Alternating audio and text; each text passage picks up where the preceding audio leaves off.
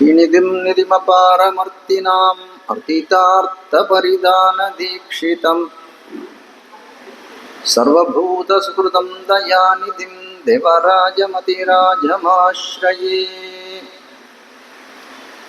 आकारत्रयसम्पन्नाम् अरविन्दनिवासिनीम् अशेषजगदीशित्रीं वन्दे वरदवल्लभाम्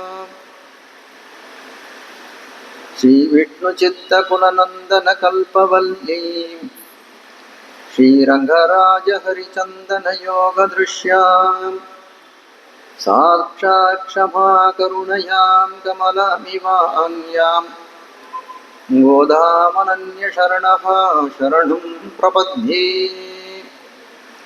அஞ்சுகுடிக்கொரு சந்ததியாய் ஆழ்வார்கள் தம் செயலை விஞ்சி நிற்கும் தன்மயனாய் பிஞ்சாவை பழுத்தாளையாண்டாளை பத்தியுடன் நாளும் பழுத்தாகை மனமே மகிழ்ந்து ஸ்ரீவத்சவம் சாம்புதி பூர்ணச்சந்திரம் ஸ்ரீரங்கநாதாரிய தனூஜரத்னம் தத்பாதயுக்மாம்புஜபிருங்கராஜம் அண்ணங்கராச்சாரியமகம் பிரபத்யே. ஆண்டாள் திருவடிகளே சரணம். ஆழ்வார் எம்பெருமானார் ஐயர் திருவடிகளே சரணம். சுடி கொடுத்த நாச்சியாரான ஆண்டாள் அவளுடைய லட்சியமானது கண்ணன் எம்பெருமானை அடைவது. அப்படிப்பட்ட ஒரு பயணத்திலே அந்த எம்பெருமானுடைய திருக்கண் நெடுநோக்குக்கு ஆளாகக்கூடிய கட்டத்துக்கு வந்திருக்கார்கள். ரொம்ப கஷ்டப்பட்டு 10 பாசனங்களாலே 10 உத்தம ஸ்ரீ வைஷ்ணவர்களை எழுப்பினார்கள். நந்தகோபனுடைய கோயில் காப்பான், வாசல் காப்பான் எல்லாரையும் எழுப்பினார்கள். மேலே 4 தலைமுறை போலே விளங்கக்கூடிய நந்தகோபன், யசோதை பிராட்டி, கண்ணன் எம்பெருமான், பலராமன் எல்லாரையும் எழுப்பி பிராட்டி புருஷகாரமன்றி இந்த காரியம் நடக்காது என்று அறிந்து கொண்டு நப்பின்னை பிராட்டியும் எழுப்பி நேற்றைய பாசுரத்திலே நப்பின்னை பிராட்டியும் சேர்த்து கொண்டு எம்பெருமானுடைய புகழ்களை எல்லாம் பாடி வர வேண்டும், நீ எழுந்திருக்க வேண்டும் என்று பாடி அவனை எழுப்பினார்கள். அப்படி கடைசியில் முடிக்கக்கூடிய காலத்திலே மாற்றார் உனக்கு வலி தொலைத்து உன் வாசற்கண் ஆற்றாது வந்து அடிபணியுமா போலே என்று தெரிவித்தார்கள். மாற்றார் அப்படின்னா சத்துருக்கள், விரோதிகளாக இருக்கக்கூடியவர் மாற்றார் என்று தெரிவித்தார்கள். அப்படிப்பட்ட மாற்றார்கள் எல்லாம் கண்ணன் எம்பெருமானுடைய வலி, அந்த தோல் வலிமைக்கு அடங்கி என்ன பண்ணார்கள்? மாற்றாரும் வலிமையும் வாசற்கண் வந்து அடிபணியுமா போலே அவன் திருவடிகளே வந்து அடிபணிந்தார்கள். அதுபோலே நாங்களும் வந்தோம் என்று தெரிவித்தார்கள். இப்போ காட்ட வந்த விஷயம் என்ன அப்படின்னு கேட்டால், இவர்கள் சத்ருவா அப்படின்னா சத்ரு இல்லை இவர்கள், ஆனால் அதை போலே வந்தோம் அப்படின்னு ஒரு அர்த்தம் காட்டினார்கள். இல்லை நெடுங்காலமாக மாறி மாறி பிறந்துட்டு இருக்கோமே, அப்போ சத்ருவா தானே இருந்திருப்போம் அப்படின்ற மாதிரி இன்னொரு அர்த்தமும் காட்டுகிறார்கள். ஆகக்கூடிய ஆனால் இப்போ வந்திருக்கக்கூடிய தருணத்திலே எப்படி இருக்கக்கூடியவர்களாகிறார்கள்? அவர்கள் எல்லாவற்றையும் எம்பெருமானே உபாயம் உபேயம் என்று சொல்லக்கூடிய தன்மையிலே அந்த சொரூபம் அறிந்த அதிகாரிகளைப் போலே வந்திருக்கிறார்கள். அனன்ய கதிகளாய், குறிப்பாக சொன்னால் அனன்ய கதிகளாய் வந்திருக்கிறார்கள். ரொம்ப அழகான அர்த்தத்தை காட்டக்கூடிய பாசுரம் இது.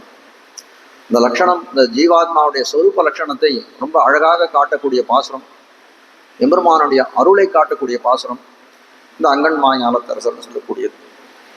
அப்போ தெரிவிக்கிறார்கள், இப்படி நாங்கள் வந்து சேர்ந்தோம் உன் திருவடி வாசலிலே, அனன்ய கதிகளாய் வந்தோம் அப்படின்னு அவர்கள் தெரிவிக்கக்கூடிய காலத்துல எம்பெருமான் மேலும் பேசலை.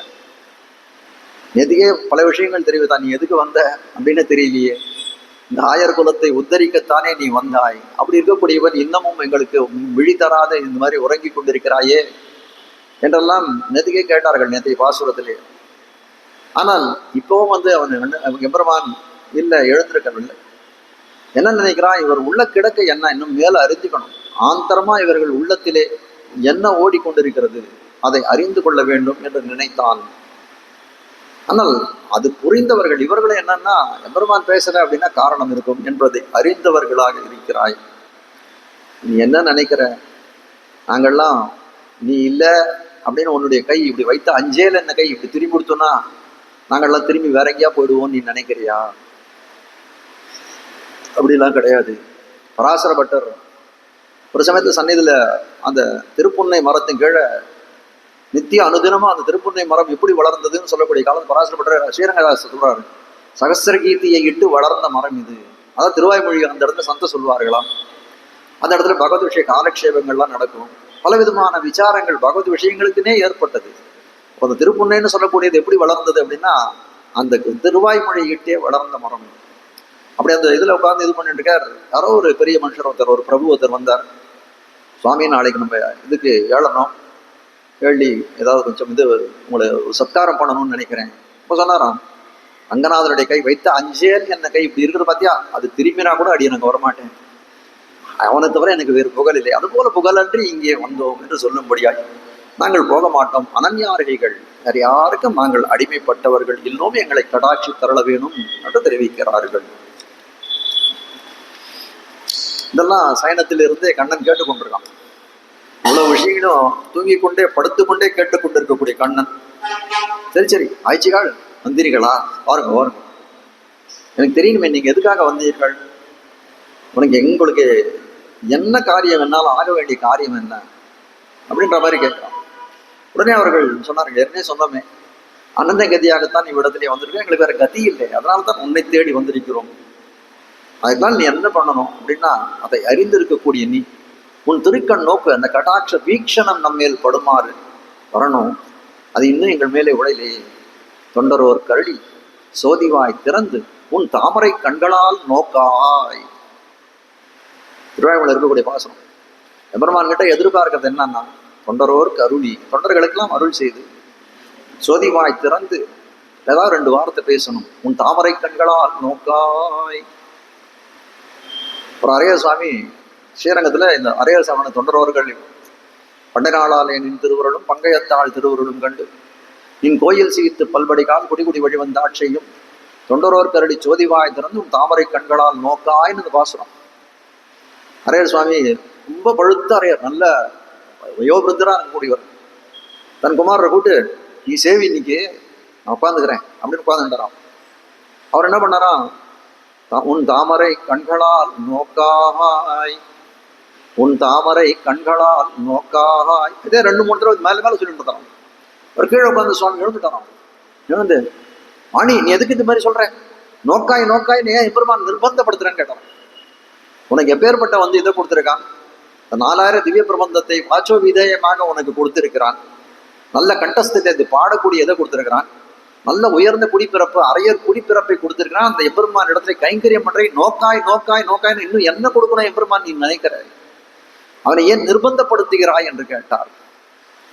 அப்படி இருந்தவர்கள் பெரியவர்கள் நிர்பந்தப்படுத்தி கூட எம்பெருமான் இடத்துல எதுவும் வாங்கக்கூடாது. தனக்கே ஆக எனக்குள்ள மீதே எம்பெருமான் சொன்னாரா, நம்மாழ்வாருக்கு நான் மோட்சம் கொடுக்குறேன் அப்படின்னு சொன்னாராம். நீ கேட்குற அதனால நான் மோட்சம் கொடுக்குறேன்னு, எனக்கு அப்படிப்பட்ட மோட்சம் எனக்கு வேண்டாம் சுவாமி, தனக்கே ஆக எனக்குள்ள மீதே உமக்காக நீர் கொடுக்கணும், தவிர நான் கேட்குறேன்னு கொடுக்கக்கூடாது. அப்போ அதில் என்ன ருச்சி இருக்கு, இவனுக்கு கொடுத்தேன் அப்படின்னா மனமும் கொடுக்கணுமே. ஒருத்தருக்கு நம்ம தானம் பண்றோம், பண்ணக்கூடிய காலத்துல ஐயோ கடனே அப்படின்னு பண்ணோம்னா அதுல என்ன இது இருக்கு, மனம் உவந்து கொடுக்கக்கூடியதா இருக்க வேண்டும். அப்படிதான் எம்பெருமானை நிர்பந்தப்படுத்தக்கூடாது அப்படின்றத காட்டுகிறார். தொண்டரோர் கருடி சோதிவாய் திறந்தும் தாமரை கண்களால் நோக்காய் என்று இந்த இடத்துல அவர்கள் சொல்லக்கூடிய விஷயம் என்ன, உன்னுடைய கடாட்ச வீக்ஷணம் நம்ம மேல் பட வேண்டும். அப்படிப்பட்ட பிரார்த்திக்கக்கூடிய குறியிலே தான் நாம் பிறந்திருக்கிறோம். அதனால உன்னுடைய திருக்கண் நோக்கமானது எங்கள் மீது பட வேண்டும் அப்படின்னே அந்த ஆசையினுடன் தான் நாங்கள் இவ்விடத்திலே வந்திருக்கிறோம். அதுக்கு நீ என்ன பண்ணணும், எங்களுடைய உள்ளுவார் உள்ளிட்டெல்லாம் உடனிருந்தது என்ன, உள்ளுக்குள்ளே உட்கார்ந்துட்டு இருக்கேன் நீ, அப்படி இருக்கக்கூடியவன் நாங்கள் எதுக்காக வந்திருக்கேன்னு உனக்கு தெரியாதா, கண்ணை கூட திறந்து பார்க்காது நீங்க எதுக்காக வந்தீர்கள் என்று கேட்கிறாயே, என்ன பண்ணணும் அப்படின்னு கேட்கிறியே, ரொம்ப சாகசமாக தான் தெரியுது உன்னுடைய பேச்சு. நாங்கள் என்ன விரும்பக்கூடியது என்னன்னா, எத்தைக்கும் 7 பிறவிக்கும் முந்தன்னோடு உத்தோமேயாவோம் உனக்கே நாமாட்சியவம் என்று சொல்லும்படியாய் நாங்கள் ஒரு பிரிவிதல் இல்லாத உன்னோட ஒரு சம்சேஷத்திலே கூடி இருக்க வேண்டும். ஆனால் இப்போ நாங்கள் பிரிந்திருக்கிறோமே, இது ஒரு சாபத்து காரணம், இந்த சாபத்துக்கு விமோச்சனம் வேண்டுமே, அது அந்த சாபத்துக்கு விமோச்சனம், உன்னுடைய பிரிவுன்னு சொல்லக்கூடியது எங்களுக்கு சாபமாய் இருக்கக்கூடியது. அப்படிப்பட்ட சாப விமோச்சனம் என்று சொல்லக்கூடியது உன் திருக்கண் நோக்கம் தான் எம்பெருமானே. அதனால உன் திருக்கண்களை அங்கன் இரண்டும் கொண்டு எங்கள் மேல் நோக்குதியல் வேற எதுவும் நாம் இவ்விடத்திலே கேட்க வந்தோம் அல்லோம் என்று தெரிவிக்கிறார்கள். அதனால அப்படி திருக்கண்ணை திறக்கக்கூடிய காலத்துல அதுலயும் ஒரு கட்டளை வைக்கிறார்கள், மெல்ல மெல்ல திறந்து பார்க்க வேண்டும். செங்கண் சிறுதே எம்மேல் விழியாவோ என்று சொல்லும்படியாய் ரொம்ப மெல்லமாக கண்ணை திறந்து பார்க்க வேண்டும் என்று தெரிவிக்கிறார்கள். வாஸ்தவா நம்மளுடைய திருவாராதனத்துல நித்தியம் பண்ணக்கூடிய, பிரதிதினம் பண்ணக்கூடிய திருவாராதனை நித்தியம் தான் பண்ணணும். பிரதிதினம் பண்ணக்கூடிய திருவாராதனை சொல்ல வேண்டிய அவசியம். திருவாராதனை அனுதினமும் பண்ண வேண்டும். அப்படி இருக்கக்கூடியத ஆறுதாலும் அந்த சுப்பிரபாதங்கள்லாம் சொன்னா போனால் உடனே பெருமாளுக்கு இந்த அங்கன்மா ஞாலத்தரசர் தான் சொல்லி செங்கண் சிறுதே எம்மேல் விழியாகும் அங்கன் இரண்டும் கொண்டு எங்கள் மேல் நோக்குதியே என்று சொல்லும்படியாய் அவன் அந்த பிரார்த்தனை தான் முதல்ல வைக்கணும் அப்படின்னு நித்திய கிரந்தங்கள் போன்பதுதான் தெரிவிக்கக்கூடியதா இருக்கக்கூடிய பாசுரம் அப்படி தெரிவிக்கிறார் என்று காட்டுகிறார்கள். அங்கன்மா ஞாலத்தரசர் அபிமான பங்கமாய் வந்து நின் பள்ளி கட்டிற்கீழே சங்கம் இருப்பாறு போல் தலை பெய்தோம் இங்கிணி வாய்ப்பெய்த மாமரை பூ போலே செங்கண் சிறுதே மேல் வழியாவோ திங்களும் ஆதித்யனும் எழுந்தார் போல் அங்கன் இரண்டும் கொண்டெங்கள் மேல் நோக்குதியேல் எங்கள் மேல் சாபம் இழிந்தேலோ எம்பாவாய். அங்கன்மா ஞாலம் என்று தெரிவிக்கிறார். அப்படின்னா அழகியது, கண் அப்படின்னு சொல்லக்கூடியது நிறைய பரப்பை, நல்ல பெரிய இடத்தை உடையதாக இருக்கக்கூடியது கண் என்று தெரிவிக்கிறார்கள் அர்த்தம். இப்போ அங்கண் அப்படின்னு சொன்னோம்னால் அழகுன்னா போக்கியம்னு வச்சுக்கோங்க. போக்கியமான ஒரு ஸ்தானம், பரப்பை உடையக்கூடியதுனா பெரிய ஸ்தானமா இருக்குது. அது ரொம்ப இனிமையாக, அனுபவத்திற்கு இனிமையாக இருக்கக்கூடிய ஸ்தானமாக இருக்கக்கூடியது. அப்படிப்பட்ட அந்த அந்த ஸ்தானத்துக்கு ஒரு அரசர் ஒருத்தர் இருக்கிறார். மாஞாலத்தரசர் என்று சொல்லும்படியாய் ஒரு அரசர் ஒருத்தர் இருக்கிறார். அவர் எப்படிப்பட்ட ஒரு அரசர்னு சொல்லக்கூடியவர் எப்படின்னா, பூமியில 100ல் ஒரு பகுதியை ஆடக்கூடியவராக இருக்கக்கூடியவர்னு தெரிவிக்கிறார். ஒரு மூலைக்கு அதிபதியா இருந்தா கூட அவர் எப்படி இருக்கார் அப்படின்னா, பெரிய தானே இந்த உலகத்துக்கே இந்த சார்வபௌமன் என்று நினைக்கக்கூடிய அகங்காரம் அவரிடத்துல இருக்கிறது. சோனி கோண சதாம்ச பாலன கலா துர்வார கர்வானல க்ஷுப்திர நரேந்திரா. அவருடைய வைராகிய பஞ்சகற்ற ஒரு கிரந்தத்துல வேதாந்தாச்சாரியர் தெரிவிக்கிறார். சோனி கோண சதாம்ச பாலன, அதாவது இந்த பூமி இருக்கே அது ஒரு கோணத்தை போல இருக்கிறது. அதுல 100ல் ஒரு பாகத்தை ஆட்சி பெறுகிறான். சதாம்ச பாலன கலா, 100ல் ஒரு பாகத்தை ஆளக்கூடியவன் என்னன்னா, அதுக்கே அவனுக்கு அந்த கர்வத்தை அடக்க முடியவில்லை. அதனால அவன் எப்படின்னா ஒரு பெரிய தீயை போலே, அந்த கர்வமானது ஒரு பெரிய தீயை போலே, காட்டு தீயை போலே இருக்கு. அதனால கலங்கி இருக்கக்கூடியவர்கள், அந்த கர்வத்தினாலே கலந்தி இருக்கக்கூடிய இந்த க்ஷுத்ரரான நரபதிகள், இந்த ராஜாக்கள் என்று தெரிவிக்கிறார்கள். அவர்கள் தான் அங்கன் மாஞாலம். பாசுரத்தை ஒரு அழகான ஐதீகங்கள் காட்டுகிறார்கள். ஒரு ஐதீகத்தை காட்டுறாங்க. பராசர பட்டர் திறத்துல ஒருத்தர் கேட்கிறாராம், பிரம்மா ரொம்ப பெரிய பதவி, நம்மளெல்லாம் இங்க இருக்கக்கூடிய சம்சாரிகளை பார்க்கக்கூடிய சமயத்திலே பிரம்ம பதவின்னு சொல்லக்கூடிய ரொம்ப பெரிய உயர்ந்த பதவியாச்சு. அப்படி இருக்கக்கூடிய காலத்திலே அந்த பிரம்மா பரமபதம் போகணும் அப்படின்னா அதுக்கு ரொம்ப பிரயத்தனம் படுறான் அப்படின்னு தெரிவிக்கிறார்கள். ஆனால் இந்த ஊர்ல இருக்கக்கூடிய சாதாரணமான ஒரு பிரபன்னன், சம்சாரிகளே ஒரு பிரபன்னனாய் இருக்கக்கூடியவன், எனக்கு இந்த காலம் முடிஞ்சதுன்னா, இந்த தேகம் யோகம் ஆயிடுச்சுன்னா, பிராணன் தங்கி போயிடுதுன்னா நான் கண்டிப்பா முகத்துல இதுக்கு போயிடுவேன், பரமத்துக்கு போயிடுவேன்னு சொல்லி கையில கட்டுச்சாதம் வைத்துக் கொண்டிருக்கிறான். புண்டரீகம் பாதோயம் புண்டரீகம் என்று சொல்லும்படியாய் அந்த நாம சங்கீர்த்தனத்தை கட்டுச்சாராக வைத்துக் கொண்டு நான் பரமத்துக்கு போயிடுவேன்றான். ரொம்ப அதுவும் எப்படின்னா கண்டிப்பா போயிடுவேன் அப்படின்ற மாதிரி வேறு தப்பாதென்று துணிந்திருக்கிறான். அது எப்படி சுவாமின்னு கேட்கிறான். பிரம்மாவாலேயே சாத்தியமாக இல்லாதது ஒரு சாதாரண மனிதனாலே எப்படி மாதிரி நினைக்க முடிகிறது அப்படின்னு கேட்கிறான். பராசரப்பட்டர் சொல்லலாம், நிறைய கடிக்கமலத்துள்ளிருந்தும் காண்கிலான் கண்ணன் அடிக்கமலம் தன்னை அயன். பிரம்மா எங்க இருக்கான்? எம்பெருமானுடைய நாபி கமலத்தை தொப்புள்ளே இருக்கக்கூடிய மேலே கடிக்கமலத்துள்ளி இருக்கான். ஆனும் காண்கிலான், அவனால காண முடியல. காண்கிலான் கண்ணன் எதை பார்க்க முடியல? கண்ணன் அடிக்கமலம் தன்னை அயன். பிரம்மா எம்பெருமான சாட்சாத்காரம் பண்ணணும்னு ரொம்ப இது பண்ணார். கிடைக்கவே இல்லை, எம்பெருமான் கிடைக்கவே இல்லை, பார்க்கவே முடியல. அப்புறம் ஒரு அசரீரி வாக்கு தெரிவித்து 1000 அஸ்வமேத யாகங்கள் பண்ணால் நீ எம்பெருமானை சாட்சாத்கரிக்கலாம், கண்ணாலே பார்க்கலாம் அப்படின்னார்கள். 1000 அஸ்வமேத யாகமா? ஒரு அஸ்வமேத யாகம் பண்றதே ரொம்ப கஷ்டம். பிரம்மாவுக்கு ரொம்ப நெடிய ஆயுசு, ஆனால் அந்த ஆயுசு கூட பத்தாது இந்த 1000 அஸ்வமேத யாகம் பண்றதுன்னு சொல்லக்கூடியது. இதெல்லாம் அஸ்திகிரி மகாத்மியத்தில் இருக்கக்கூடிய விஷயம். உடனே அந்த அசிரீர வாக்கியத்தில் இருக்கும் 1000 அஸ்வமேத அங்க தெரியுமா இப்ப பண்ணணும், சத்தியவிரத கஷேத்திரத்துல போய் பண்ணு, ஒரு தடவை பண்ணாலே 1000 தடவை பண்ண பலன் கிடைக்கும். சத்தியவிரத கஷேத்திரம்னு எங்கேயும் போய் தேடுவாங்க, நம்ம ஊர் தான், காஞ்சிபுரம் தான் சத்தியவிரத கஷேத்திரம். இங்க ஒரு நன்மை செய்தால் 1000 மடங்காக அது பரிமளிக்கும் என்று காட்டுகிறார்கள். ஒரு சுவாமி கோயிலில் போய் ஏதோ திருமஞ்சனம் பண்ணணும்னாராம். எவ்வளவு கட்டணம் கட்டணும்னாராம். 10,000 ரூபாய் கட்டணும் அப்படின்னாராம். சரின்னு கட்டிட்டாரு. சரி ஆகட்டும் கொடுக்குற சுவாமின்னுட்டாராம். அர்ச்சக சுவாமி எல்லாம் மாலாசெல்லாம் பண்ணி வச்சுட்டு, எப்பேற்பட்ட இது தெரியுமா இந்த காஞ்சிபுரின்னு சொல்லக்கூடியது, சத்தியவிரத கஷேத்திரம். 1 ரூபாய் அங்கே தானம் பண்ண 10,000 ரூபா, இந்த 1000 பண்ணதான் மாதிரினாராம். 10,000 ரூபாய் கட்டுறான், ஒரு 100 ரூபா கட்டில் போட்டு தரான். சுவாமி கொடுத்துட்டேன்னாராம். என்ன நிறுவ சொன்னேரே 1000 ஒன்று பண்ணாதனால 1000 கொடுத்தா 10,000 எடுத்தேன், 100 கொடுத்தா 10,000 எடுத்தேன்னாராம். அப்படி இல்லை, காட்ட வந்த விஷயம். நான் இதோட கொடுக்கணும் என்று காட்ட வந்த விஷயம். 1000 அஸ்வமேத யாகம் பண்றதுக்கு ஒரு அஸ்வமேத யாகம் பண்ணால் இவ்விடத்திலே பார்க்கலாம் இம்ரமானை என்று சொல்லக்கூடியதாய் இருக்குது. அப்போ 1000 அஸ்வமேதம் யாகம் பண்ணிதான் இல்லை அதன் பலனை அடைந்துதான் பிரம்மாவே அந்த எம்பெருமானை பார்க்க முடியும் அப்படின்ற ஒரு இது இருந்தால், இவர்களுக்கு என்ன எப்படி இவர்கள் இந்த சம்சாரிகள் கேவல சம்சாரிகளாக இருக்கக்கூடிய எம்பெருமானை நான் கண்டிப்பாக நான் பரமதம் அடைந்து விடுவேன் என்று சொல்கிறார்கள் அப்படின்னு கேட்டா, பராசரப்பட்டர் சொன்னாலாம், பிரம்மாவுக்கு விட வேண்டிய அகங்காரங்கள் ஜாஸ்தி. எவ்வளவு பெரிய பதவி, பிரம்ம பதவின்றது எவ்வளவு பெரிய பதவி, எவ்வளவு மிடுக்கு, எவ்வளவு அதுக்கு கியாதி உண்டு, எவ்வளவு பெருமைகள் உண்டு. அப்படி இருக்கக்கூடிய காலத்திலே அவனுக்கு அதுக்கு தக்க செருக்கு அவனுக்கு இருக்குமே, அதை விடுறது ரொம்ப கஷ்டம். சம்சாரிகளா இருக்கக்கூடியவருக்கு என்ன செருக்கு இருக்க போறது, ஏதோ ஒரு 2 நாள் இருக்கும், அதுக்கப்புறம் போயிடும். அதனால இவர்களுக்கு நிச்சயம் கிடைக்கும். பிரம்மா கிடைக்காதுன்னு சொல்றது வாஸ்தவம் தான். பிரம்மாவுக்கு பரமபதம் கிடைக்கிறது ரொம்ப கஷ்டம், எம்பெருமான் பார்க்கிறதே கஷ்டம்ட்டான். அப்படிதான் இருக்கக்கூடியது. அங்கன்மா ஞாலத்தரசர், செருக்கு காட்டவன் அங்கன்மா ஞாலத்தரசர். பிரம்மா முதல் பிபீலிக்கா அவர் எறும்பு வரை என்னன்னா எல்லாத்துக்கும் ஒரு தகுந்த போக ஸ்தானம் இருக்கு, போக்கிய பொருள்கள் எல்லாம் இருக்கு. அப்படிப்பட்ட இந்த ஒரு ஸ்தானத்திலே அரசர்கள்லாம் எப்படி பண்றார்கள், செல்வ செருக்காலே இருக்கிறார். ஈஸ்வரோகம், நானே ஈஸ்வரன் என்று நினைத்துக் கொள்கிறார்கள் என்று சொல்லும்படியாக இருக்கிறது அபிமானம் அவர்கள். ஆனால் அப்படிப்பட்ட துரபிமானத்தாலே என்ன ஆகிறது, அவர்களுக்கு சத்துருக்கள் ஏற்படுகிறார்கள். அந்த சத்துருக்கினாலே அவர்களுக்கு பங்கங்கள் விளைகிறது. பெரிய ராஜா நினைச்சிட்டு இருக்கான், அதனால என்ன ஆகுது, அபிமானத்தினாலே ஒரு படையரசன் பக்கத்தில் இருக்கக்கூடியவன் ஒரு அரசன் இவனுடைய சண்டை போடுறான், தோத்து போடுறான். அப்போ அவன் பங்கம் அடைகிறானே. அப்போ பங்கம் அடைஞ்ச காலத்துல என்ன நினைக்கிறான் அவன், ஐயோ நமக்கு இந்த பதவியும் வேண்டாம் பங்கமும் வேண்டாம், இது ஒரு பெரிய பெருமையும் வேண்டாம் அவமானம் வேண்டாம் என்று சொல்லும்படியா இருக்கு. அப்ப என்ன பண்றான், எம்பெருமானே நீயே கதி, எம்பெருமானே ராஜாதி ராஜன் என்று தெரிந்து கொள்கிறான். அதனால போய் கிருஷ்ணன் திருவடிகளை அங்கன்மா ஞாலத்தரசர் அபிமான பங்கமாய் வந்து நின் பள்ளி கட்டிற்கீழே சங்கம் இருப்பார் போல். சங்கம்னா கூட்டம், கூட்டம் கூட்டமாக அபிமானத்தை தொலைத்தவர்கள் எல்லா அரசர்களும் அவ்விடத்திலே போய் கண்ணனுடைய திருவடியிலே எதிர்கொண்டிருக்கிறார்கள்.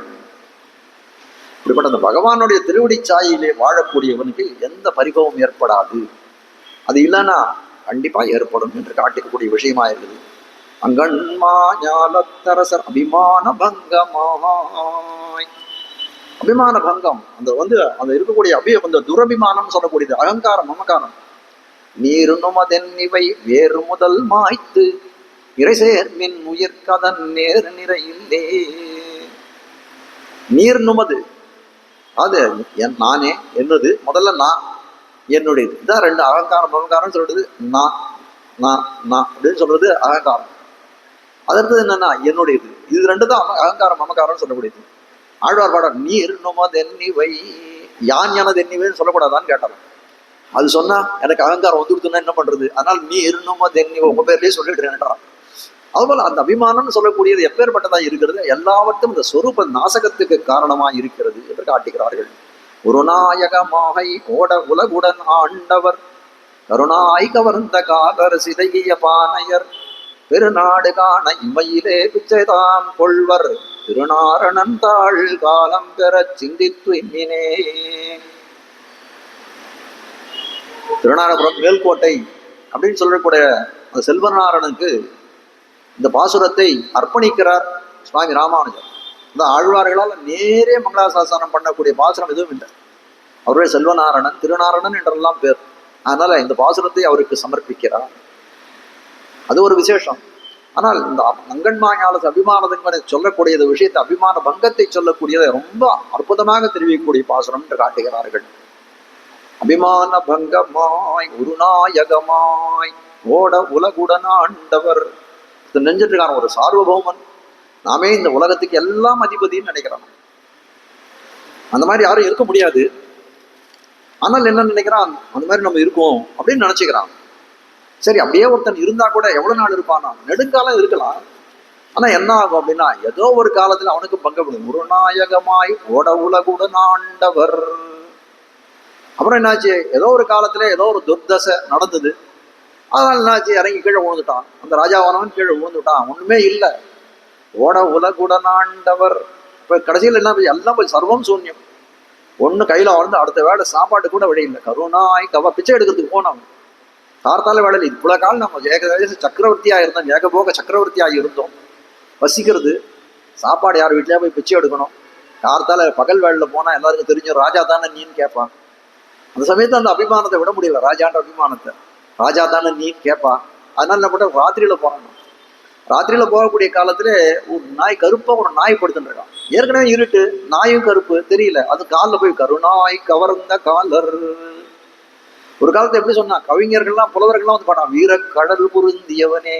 இப்ப சொல்றான், நாய் கடித்த கால் உடையவனே கருணாய் கவர்ந்த காலர் சிதைகிய பானையர். பிச்சை எடுக்க போறான். கையில நாய் கடிச்ச உடனே ஒரு ஓட்டு சில்லு, இந்த பானை உடஞ்சி ஓட்டு சில்லு இருக்கே, அதை எடுத்துன்னு போறான் பிச்சை எடுக்கிறது, சாப்பாடு வேணும்னு. அதை இதை எடுத்துன்னு போனான்னு என்ன பண்ண, இந்த நாய் கடிச்ச உடனே என்ன பண்றான், அது கீழே ஊந்துடுறது. கையில இருக்கும், ஐயோ நாய் கடிச்சு தேண்டு கீழே ஊந்துடுறது. அப்ப கூட அவன் நினைக்கான், ஐயோ நம்ம கத்திட்டானா யாரோ பாத்துருவாள். ஆனா நாய் கடிச்சது தெரியாத என்ன பண்ணான், கத்திவிட்டான். அன்னையும் மீறி அந்த கடியை வலியினுடைய இதனால கத்திவிட்டாங்க. அந்த கையில இருக்கிற ஓட்டு சீல் விழுந்து ஒரு சத்தம் கேட்டுதான். அதுக்கப்புறம் வந்து இந்த நாய் கடிச்சதுனால இவன் கத்தின உடனே அதுவும் ஜனங்களுக்கு தெரியும். பெருநாடு காண, யாரு பார்க்க கூடாதுன்னு நினைச்சிட்டு இருந்தாலும் எல்லாரும் வந்து பார்த்துட்டாங்க வெளிச்சத்துல. அவனை பார்த்து, பெருநாடு காண இமையிலே பிச்சைதான் கொள்வர். தேசமெல்லாம் பார்க்க முடியாது பிச்சை கொள்ளக்கூடியதான் இருக்கிறேன். அப்படியா நீ இருக்கணும். திருநாரணன் இதெல்லாம் இல்லாத இருக்கணும்னா என்ன கதி உனக்கு? திருநாரணன் தாள் காலம் பெற சிந்தி தூய்மீனோ. திருநாரணன் தாளை பிடிச்சிக்கோ. அதுக்கப்புறம் என்ன, அவன் தாளை நீ போய் பற்றி கொண்டாயானால் நீ யாருன்னு போய் எதுக்கு நிக்கணும்? எதுக்கும் அவசியமே கிடையாது என்று சொல்லும்படியாக இருக்கக்கூடியது என்று காட்டுகிறார்கள். இப்போ காட்ட வந்த விஷயம் என்ன, இவ்விடத்துல அகங்காரமற்றவர்களாக என்ன பண்றார்கள் ராஜாக்கள் எல்லாம். அகங்காரம், தங்களிடத்தில் இருக்கக்கூடிய அகங்காரத்தை ஒடுக்கப்பட்டவர்களா இருக்கார்கள். உலகம் அப்படிதான். ஆழ்வார் வந்து ஒரு பெரிய ஞானி. நம்மாழ்வார்னு சொல்லக்கூடிய ஒரு புளிய பொந்துல உட்கார்ந்து இருந்தாரே தவிர அவரை போல ஞானி யார் உண்டு? பொருள் கை உண்டாய் செல்லக்கானில் போத்தி என்னே தெழுவர். கையில பொருள் இருந்ததுன்னா போற்றி போற்றி பல்லாண்டு பல்லாண்டு என்பவர். இருள் கொள் துன்பத்தின்மை காணில் கையில் இருக்க பணமெல்லாம் போயிடுச்சுன்னா டம்புடி இல்லை அப்படின்னா என்ன அர்த்தம்? என்னே என்பார். என்னான்னு கேட்கறது கூட ஆள் இல்லை அப்படின்னு சொல்லும்படியாய் இருக்கக்கூடியது. அதான் அந்த அபிமானத்தை விட்டு தொலைகள் திருநாரணன் தாளிலே போய் சரணடையுங்கோள் என்று காட்டுகிறார்கள். அப்படி அகங்காரம் அற்றவர்களாக வரக்கூடிய ஆச்சாரியர்கள், அகங்காரம் அற்றவர்களாக இருக்கக்கூடிய அகங்காரம் ஒழிந்த அரசர்கள் எல்லாம் கண்ணபிரானுடைய பள்ளிக்கட்டிற்கீழே வந்து தங்குகிறார்கள்னு காட்டுகிறார்கள். அவர்களே கண்ணபிரானுடைய பள்ளிக்கட்டுக்கீழே வந்து தங்கணும். தங்கள் வீட்டிலே கண்ணபிரான் தரத்தில் பக்தியோடு இருக்கலாம். முடியும் எங்கேயோ வட மதுரைக்குள்ளே அவர் இருக்கார். தென் மதுரையில் இருக்கக்கூடிய ராஜா வந்து கண்ணபிரானுடைய பள்ளிக்கட்டின் கீழே போய் படுத்துக்கணுமா என்ன? இங்கேயே வந்து உண்ணும் சோறு பருக நீர் தின்னும் வெத்திலே எல்லாம் கண்ணன் என்று சொல்லி அந்த ஆழ்வாரை போல இருக்கலாமே அப்படின்னா இல்லை இருக்கலாம். ஆனா இப்படி இருக்கக்கூடிய காலத்துல எவனாவத்த வந்து ஏதோ ஒரு சின்ன தேசத்தை கொண்டு வந்து கொடுத்து நீ திருப்பி இந்த தேசத்தை ராஜாவாயிரு அப்படின்னு சொன்னா இந்த அகங்கார மமகாரங்களுக்கு திருப்பி வந்து ஓட்டின்றுமே. ரொம்ப கஷ்டப்பட்டு இந்த அகங்கார மமகாரத்துல ஓட்டி இருக்கேன் நான். ஆனால் திருப்பி எனக்கு ராஜ்யமே வேண்டாம், அந்த கண்ணன் திருவடி வாரத்திலே இருக்கேன் என்று தெரிவித்தானாம். அதுபோல இருக்கக்கூடியது மறுபடியும் மதிக்கட்டு போகணும்னா. அதனால பிறர் கண்ணுக்கு தோற்றாமல் கண்ணன் திருமாளிகளை கண்ணன் வந்து பள்ளிக்கட்டிற்கீழே வாழ்கிறார்கள் என்று தெரிவிக்கிறார்கள். அதாவது எம்பெருமான் திருவடி கீழே இருக்கக்கூடியதான் வாழ்ச்சி. அது இல்லைன்னா அவன் எம்பெருமான் அடியவனாய் இருந்தாலும் அவனுக்கு வந்து என்னன்னா அது தாழ்ச்சி தான் என்று காட்டுகிறார்கள். ராமாயணத்துல பரதன் ராமனை பிரிந்து வந்து இருக்கிறான். ஆனால் பாவம் சந்தர்ப்பத்தாலே அவன் வந்து அவன் ஒரு குற்றவாளி ஆக்கப்பட்டவன். பரதனை வந்து உடனே சொல்லணும்னா லக்ஷ்மணனை காட்டிலும் சிறந்தவனாக இருக்கக்கூடிய ராமன் கொண்டாடுகிறான் பல இடத்துல. பரதனை போல எனக்கு ஒரு தம்பி உண்டான் லக்ஷ்மணன் கிட்டே சொல்லுவானான். அப்படி இருக்கக்கூடியவன் பரதன் சந்தர்ப்பத்தாலே ஒரு குற்றவாளி ஆக்கப்பட்டவன் இந்த சமூகத்தின் முன்னே அந்த பரதன் சொல்லக்கூடியவன். அப்படி பரதன் வாழ்ந்த காலத்துல எல்லாரும் என்ன பண்ணான், தமையனை காட்டுக்கு அனுப்பிய பாவி. அவன் அர்த்தராத்திரியில போய் சரிவில் போய் தீர்த்தம் ஆடுவானான். எதுக்காகன்னா இந்த ஊரெல்லாம் நம்மளை பேசுமோ. ஆனால் அந்த ஊர் அப்படி பேசக்கூடிய ஊர் இல்லை. ஆனால் எப்படி இருக்குன்னா எம்பெருமான் காலடியிலே இல்லைன்னா நமக்கு வாழ்ச்சி இல்லை. அதுதான் ஒரு முக்கியம். லக்ஷ்மணனை யாராவது பேசினார்களா? பரதனை வந்து பேசினார்கள்னு சொல்லுகிறார்களே, லக்ஷ்மணனை யாராவது பேசினார்களா? இல்லையே. நிழலும் அடிதாரும் ஆனோ. எம்பெருமான் போறக்கூடிய காலத்துல ஒரு நிழல் எப்படி போகுமோ, ஒரு அடிதாருன்னு சொல்லக்கூடிய அந்த பாதத்தை கீழே இருக்கக்கூடிய வந்து ஒரு இது பாத ரட்சை எப்படி போகுமோ அந்த மாதிரி கூடவே போனானே. அப்படிப்பட்ட லக்ஷ்மணனை யாராவது ஒரு வார்த்தை பேசக்கூடிய வந்து வாய்ப்பு ஏற்படுதா அப்படின்னா பேசுறதுக்கு வாய்ப்பு கொடுக்கலையே. எம்பெருமான் திருவடி சாயையிலேயே அந்த நிழலிலேயே ஒதுங்கி இருந்தான். அதனால தாழ்ச்சியே கிடையாது என்று காட்டக்கூடியதாக இருக்கிறது. அப்படி எம்பெருமானுடைய விபவாவதாரத்திலும் சரி, அர்ச்சாவதாரத்திலும் சரி, பல அரசர்கள் எம்பெருமானை வந்து அடைந்திருக்கிறார்கள், பகவத் பாதார விந்தத்திலே வந்து சேர்ந்திருக்கிறார்கள் என்று காட்டுகிறார்கள்.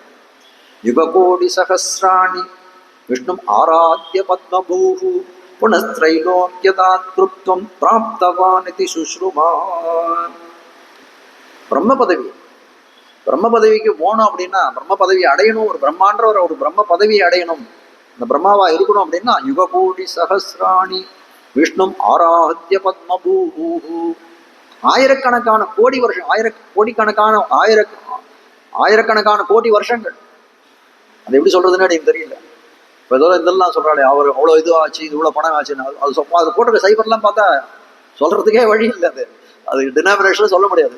அதுபோல பல ஆயிரக்கணக்கான கோடி வருஷங்கள் வந்து தபஸ் பண்ணி விஷ்ணு ஆராத்ய பத்மபூஹு என்று சொல்லும்படியாய் புனஸ்திரைலோக்கியதாத்ருத்வம் பிராப்தவான் இதி சுஷ்ருமா. பிரம்ம பதவியை அடைகிறான் பிரம்மான்னு சொல்லக்கூடியவன். அப்படிப்பட்டவனாகவா இருக்கிறான். அவருக்கு ஒரு ராஜா, ஒரு அரசன் பதவி போல இருக்குது. அவ்வளவு அதுக்கு வந்து அவ்வளவு வந்து சாதனங்கள் தேவைப்படுவதா இருக்கு.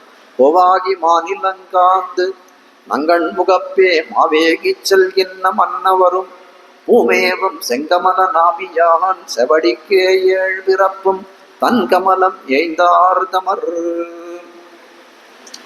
ராஜாக்களாய் இருந்தவர்கள்லாம் என்னன்னா ஒரு பல ஜென்மங்கள்ல வந்து என்ன பண்றார்கள், எம்பெருமானுக்கு அவர்கள் இன்னைக்கு ராஜான்னு சொல்லக்கூடியவன் என்ன, ஒரு சுகிருதம், ஒரு புண்ணிய பலன் தானே. ஒரு காலத்துல எம்பெருமானுக்கு பல விதமான கைங்கரியங்கள் பண்ணியவர்கள், அந்த எம்பெருமானுக்கு திருவடிகளை தாமரை பூக்களை சமர்ப்பித்தவர்களாய் இருந்தார்கள். தன்கமலம் ஏய்ந்தார் தமர். அவர் தான் தன்கமலம், எம்பெருமான் திருவடிகளே தாமரை புஷ்பங்களை கொண்டு அர்ச்சித்தவர்களாய் இருப்பவர் தான் இன்னைக்கு ராஜாவாக இருக்கிறார்கள் என்று காட்டுகிறார் பூதத்தாழ்வார். நம்மாழ்வார் சொல்றார், திருவுடை மன்னரை காணில் திருமாலை கண்டேனே என்னும். மன்னரை பார்த்தா வந்து என்ன பண்ணணும், திருமாலை கண்டேன் அந்த மாதிரி பிரதிபத்தி பண்ணணும்ன்றார். எதனால, அவர்கள்லாம் ஒரு காலத்திலே சிறந்த வந்து பக்தர்களாய் இருந்தார்கள்.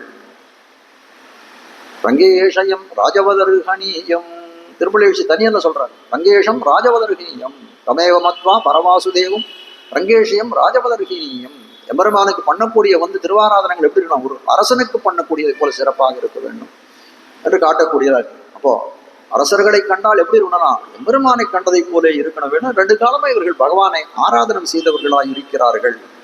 ஆனால் அது என்னன்னா, அந்த பதவியை அடையிற வரைக்கும் தான் அவர்களுக்கு அந்த இது இருக்கு. அது முடிஞ்சு போச்சுன்னா என்ன ஆகுது அப்படின்னா, அவர்களுக்கு இருக்கக்கூடிய செருக்கு அப்படின்னா அப்படியே தலை தூக்கி நிற்கிறது என்று காட்டுகிறார்கள். ஆனால் சில அரசர்கள் அங்கன்மா ஞானத்தரசு அபிமான பங்கமாய் வந்து நின் பள்ளிக்கட்டில் கீழேன்னு சொல்லப்படுவ, சில பேர் அபிமான பங்கம் அடைந்து வந்து தங்குகிறார்கள். சில அரசர்கள் அப்படிலாம் இல்லை, எம்பெருமான் திருவடியே நமக்கு கதி என்று சொல்லும்படியாய் வந்தும் அந்த இடத்துல கண்ணன் திருவடி கீழே கிடக்கிறார்கள் என்று காட்டுகிறார்கள் வியாக்கியானத்தில். அர்ச்சாவதாரத்தில் குறிப்பா சில அரசர்கள் வந்து நம்மளுக்கு திவ்யப்பருவ பாசுரங்கள் சந்தை துணுக்குகளிலே காட்டுகிறார்கள். தென்னன் தொண்டையர்கோன் செய்த நன்மையிலை திருவல்லிக்கேணி நின்னானை மன்னவன் தொண்டையர்கோன் வணங்கும் நீன்முடி மாலை வைரமேகன் தன் வலி தன் புகழ் சூழ்ந்த கட்சி அட்டபுயகர தாதி தன்னை. இந்த மாதிரி பல அரசர்களுடைய பேர்களை நாம நிர்தேசம் பண்ணியிருக்கிறார்கள் திவ்ய பிரபந்த பாசுரங்களிலே ஆழ்வார்கள். அங்கன்மா ஞானம் சுவாவதேசம் தெரிவிக்கிறார்கள். இது முன்னாடி பார்த்ததெல்லாம் நேரம் வந்து சொல்லக்கூடிய பொருள். சுவாவதேசத்துல அங்கன்மா ஞானம் அப்படின்னு சொல்லக்கூடியது என்ன அப்படின்னு கேட்டா, இந்த பஞ்சபூதங்களுடைய சேர்க்கையினாலே ஆன சரீரமாக இருக்கக்கூடியது. இதிலே அங்கன்மா ஞாலத்தரசர், அரசர் யார் அப்படின்னா அந்த உள்ளுக்குள்ளே உரையக்கூடிய ஜீவாத்மா. அது என்ன ஆகுது, அதனுடைய அவிவேகத்தினாலே அந்த அகங்காரம் மமக்காரம் கொண்டிருந்த அளவிலே எப்படி இருக்குன்னா ரொம்ப செருக்குற்று திரிகிறது. அது எப்படி இதுவா இருக்குன்னா, சத்சங்காத் பவனி ஸ்பிருஹோ குருமுகாத் ஸ்ரீசம்பிரபத்யாத்மவான்.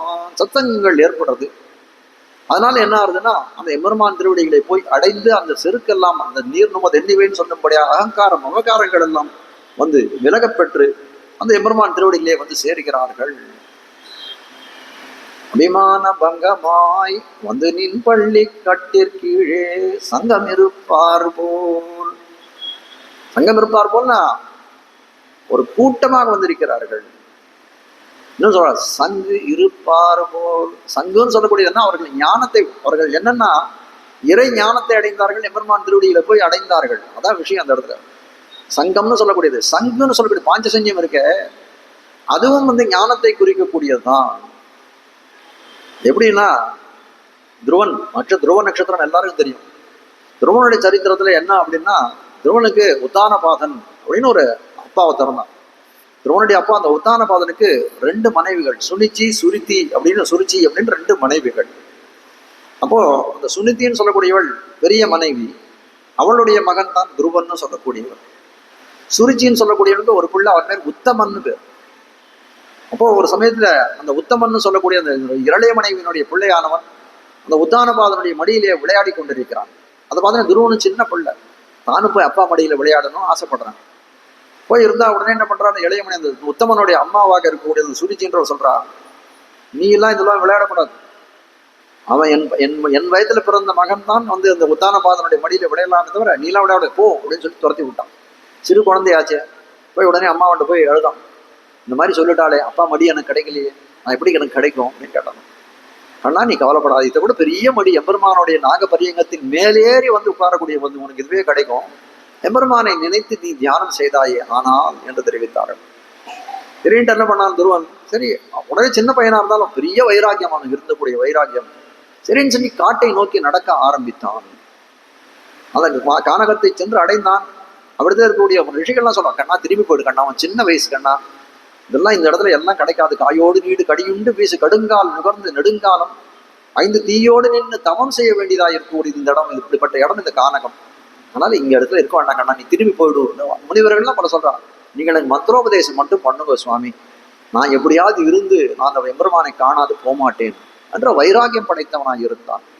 ரொம்ப கோர தபஸ் பண்றான். கோர மாதவம் செய்தனன் கொலறியேன். கோர மாதவம் செய்தனன் கொலறியேன். தான் பண்ணது கோர மாதவம் இல்லை, எம்பெருமானார் திருப்பாணர் சொல்றான், கோர மாதவம் செய்தனன் கொலறியேன். எம்பெருமானை பார்த்ததுக்கு நான் தபஸ் பண்ண இல்லை, என்ன பாக்குறதுக்கு நீ என்ன தபஸ் பண்ணியோ தெரியும். நான் கண்டிப்பா தபஸ் பண்ணிருக்க மாட்டேன், என்ன அடையிறதுக்கு நீ தான் தபஸ் பண்ணிருப்பேன்றான். அது போல ஆனா இந்த இடத்துல என்னன்னா இவனே பண்ணான். துருவனே வந்து ரொம்ப வைராக்கியத்தினுடைய ரொம்ப கடும் கோரமான தவத்தை மேற்கொண்டான். எம்பெருமான் பிரத்யட்சமாகிறான். பிரத்யட்சமான காலத்திலே அவனுக்கு பார்த்தோம், எம்பெருமானை பார்த்தோன்னே சிறு குழந்தையாச்சே, பெரியவனுக்கே என்ன பண்றதுன்னு தெரியாது, எம்பெருமானை பார்த்தா என்ன கேட்கறதுன்னு தெரியாது. எல்லாரும் நம்ம சொல்லிட்டோம், அதை கேட்கணும் இதை கேட்கணும். திருப்பதி போவோம், பெருமானை பார்த்த உடனே ஏதாவது ஒன்று கேட்கணும் அவன்கிட்ட அப்படின்னு போறோம். போற காலத்துல என்ன தெரியுது, நம்மள ஜருகண்டி சொல்லி தள்ளாத இருக்கணும் தான் போறோம். அப்படிதான் நடக்கிறது. திருப்பி வெளியில வந்தோம், ஐயோ பெருமானை பார்த்த உடனே திரும்ப வந்து பார்த்த உடனே அது அரையும் குறையமா பார்த்த உடனே இது பார்த்தா போதுன்னு இருக்கே தவிர என்ன கேட்கணும்னு சொல்றது ஒன்றும் கேட்காதே ஒன்றுமே அடுத்த வரையா கேட்கணும். இப்படியே ஒரு வருஷம் போகக்கூடிய காலத்துலாம் அந்த எம்பெருமான் கிட்ட ஒன்றும் கேட்கறதுக்கே வழி இல்லை, நினைக்கிறதோட சரி. அது போலதான் துருவன் என்ன பண்ணான், நாக்கு நீழ்வன் ஞானம் இல்லை, நாக்கு இருக்கு ஞானம் இல்லையே பாடுறதுக்கு. உடனே என்ன பண்ணாரான் எம்பெருமான், என்ன பண்ணாரான், அந்த பாஞ்சஜன்யத்தை எடுத்து அவன் கன்னத்துல அப்படி தடவி கொடுக்கிறான் எம்பெருமான். இந்த பாஞ்சஜன்யம் அந்த ஞானத்தின் ஒளி உருவாய் இருக்கக்கூடியது பாஞ்சஜன்யம். அதனால அப்படியே வந்து அந்த ஞானம் பிறந்தது. அப்படியே பெருமானை பலவிதமாக வந்து ஸ்தோத்திரங்கள் எல்லாம் பண்ணிக்கிறான் அந்த துருவன் சொல்லக்கூடியவன். அப்படிப்பட்ட துருவனுக்கு வந்து ஸ்திரமாய், துருவன் அப்படின்னாலே வந்து ரொம்ப திடமாய் ரொம்ப ஸ்திரமாய் இருக்கக்கூடிய, அதனால துருவ மண்டலம்னு சொல்லக்கூடியது எப்படி இருக்குன்னா ரொம்ப ஸ்திரமாக இருக்கக்கூடிய 12 காலம் நீ வந்து துருவ மண்டலத்திலே துருவ நட்சத்திரமாக மின்னுவாய் என்று சொல்லும்படியாய் அப்படிப்பட்ட ஒரு சரித்திரம் விளங்கக்கூடியதா இருக்குது. சங்குன்னு சொல்லக்கூடியது அவர்களுக்கு எப்படி ஞானம் ஏற்பட்டதோ, துருவனுக்கு அந்த சங்காலே சங்கம் இருப்பார் போல் ஞானம் வந்ததுனாலே சங்கமாக சென்ற ஒரு கூட்டமாக சென்ற எம்பெருமான் திருவடிகளிலே அரசர்கள் எல்லாம் வந்து சரண் புகுந்தார்கள். துருவனுக்கு என்ன ஆச்சுன்னா அந்த சங்கத்தாலே ஞானம் பிறந்தது என்று காட்டுகிறார்கள். வந்து தலை பெய்தோம் அப்படின்னா அவன் திருவடிகளே வந்து கிட்டினோம் அப்படின்னு அர்த்தம்.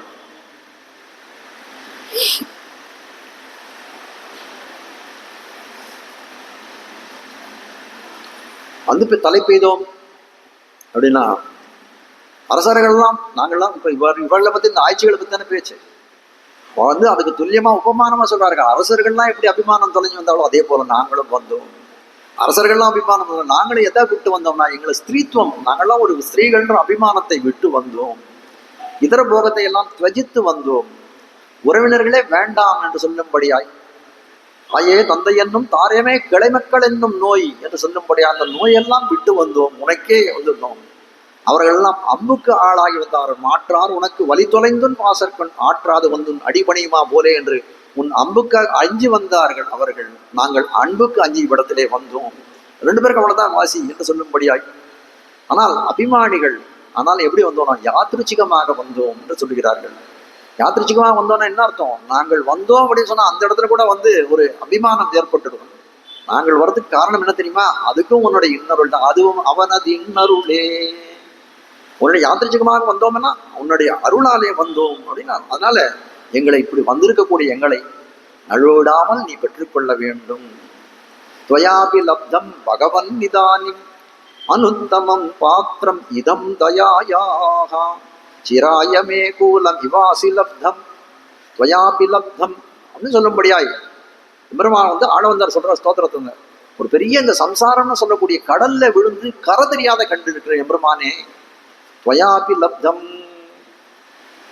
அதான் அனந்தமம் பாத்திரம் இதந்த நான் உன்னை அடைந்தேன். நான் மட்டுமா உன்னை அடைந்தேன், நீயும் என்னை அடைந்தாயேன்னு சொல்லும்படியாய், அது மாதிரி நான் இங்க வந்திருக்கேன், எங்களை விட்டுறாது என்று சொல்லும்படியாய் இருக்கக்கூடியது காட்டுகிறார்கள்.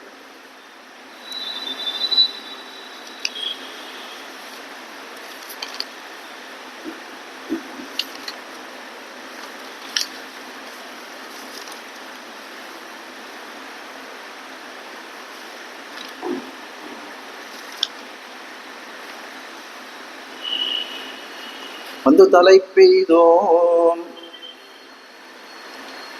வந்து தலை பெய்தோம்னா இவர்கள் என்னன்னா ஒரு பெரிய சந்தோஷம். எம்பெருமான் திருவடிகளே வந்து சேர்ந்துட்டானே, ஒரு கிடைக்காத செல்வம் கிடைச்சுன்னா எப்படி இருக்கணும், அது போல ஒரு சந்தோஷம் இவர்களுக்கு ஏற்படுறது. ஆனால் கிருஷ்ணன் பெருமை எப்பேற்பட்டது? அம்மான் ஆழிப்பிரான் அவன் எவ்விடத்தான் யானார் சொல்ல முடியாத மகத்தான பெருமை உடையவன். நம்ம எப்படி இருக்கோம்? நீசனேன் நிறைய ஒன்றுமில்லேன் என்று சொல்ல முடியாது, நம்முடைய சிறுமை இருக்கிறது. அதை கண்டு சொல்கிறார்கள். ஆனால் வந்து தலை பெய்தோன்ற காலத்துல எப்படி இருந்ததுன்னா, பரதன் ராமனை காண வேண்டும் என்று காட்டுக்குள்ளே போறான். ராமன் வனத்துக்கு போயிட்டான். பரதன் யுவாஜி தன் மாமன் வீட்டுல இருந்து வந்தான். அந்த இதெல்லாம் தெரிஞ்சுனா, இந்த தசரதனுடைய மரணம், தமையன் காட்டுக்கு சென்றது, எல்லா விருத்தாந்தங்களையும் அறிந்து கொண்டான். எல்லாத்தையும் அவனுடைய தசரதனுடைய கிரியைகள் எல்லாம், உத்தர கிரியைகள் எல்லாம் முடிச்சான். எல்லாரையும் அழைத்து கொண்டான். நேர வனத்துக்கு தான் போறான். அண்ணனை எப்படியா கூட்டுன்னு வந்துடணும் அப்படின்னு.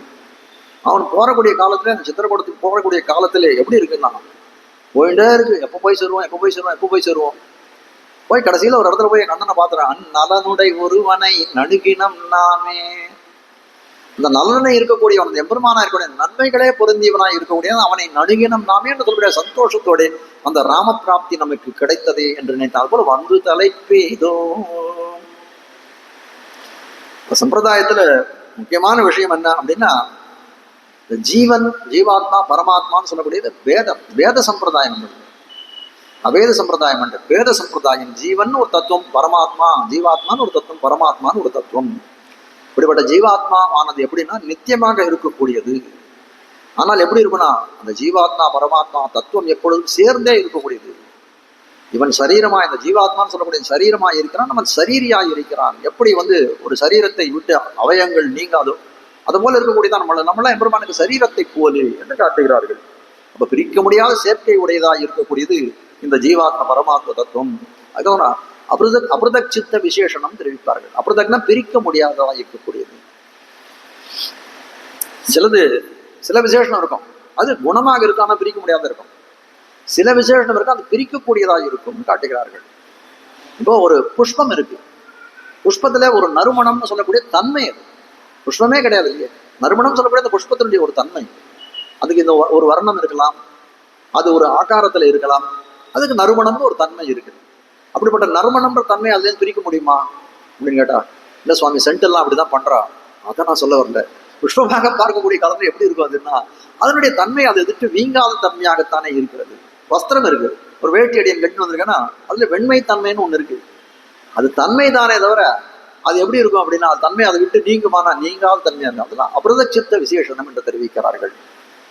ஒருத்தர் வந்து கையில தடியை வச்சுட்டு இருக்காரு.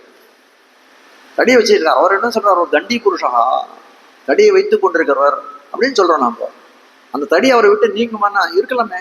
தடி நீங்கிறது கொண்டு அப்ப என்ன? அது பிரதட்சித்த விசேஷனம், நீங்கக்கூடியதா இருக்கக்கூடியதுன்னு தெரிவிக்கிறார்கள். அப்போ எனக்கு இதுல காட்ட வந்த விஷயம் என்னன்னா, இந்த ஜீவாத்மா பரமாத்மான்னு சொல்லக்கூடியது வேறு வேறு தத்துவங்களா இருந்தாலும் எப்படி இருக்கக்கூடியது அப்படின்னா அபிரதட்சித்த விசேஷனம் என்று சொல்லும்படியாய் ஒன்றை விட்டு ஒன்று பிரிந்து இருக்காது என்று தெரிவிக்கிறார்கள். அதனால இந்த பகவானால் ஜீவனுக்கும் உள்ள சம்பந்தம் பார்த்தா ஜாதி குண விசேஷங்கள். ஜாதின்னு சொல்லக்கூடியது என்ன அப்படின்னா முதல்ல காமிச்சது போல இதுவா இருக்கக்கூடியது, குணம்னு சொல்லக்கூடியது வர்ணமாக இருக்கக்கூடியது. ஜாதின்னு சொல்லக்கூடியது பரமாத்ம தத்துவம், ஜீவாத்ம தத்துவம். குணம்னு சொல்லக்கூடியது புஷ்பத்தில் இருக்கக்கூடிய நறுமணத்தை போலவும் வஸ்திரங்களில் இருக்கக்கூடிய வர்ணத்தை போலவும் இருக்கக்கூடியதுன்னு காட்டுகிறார். ஆனால் ஒன்றை விட்டு ஒன்று பிரிக்க முடியாத இருக்கக்கூடியது. அப்படித்தான் இது பிரம்மம்னு இருக்கக்கூடியது. சேத்தனா சேத்தன விசிஷ்ட பிரம்மம் என்று தெரிவிக்கிறார்கள். விசிஷ்ட அத்வைத்தம் அப்படின்னா கூடியிருக்கக்கூடிய அத்வைத்தம். அது என்ன கூடி இருக்கிறதுனா அது கூட அச்சேதனம் அச்சேதங்களும் சேர்ந்தவனா இருக்கக்கூடிய அந்த எம்பெருமான் தெரிவிக்கிறார்.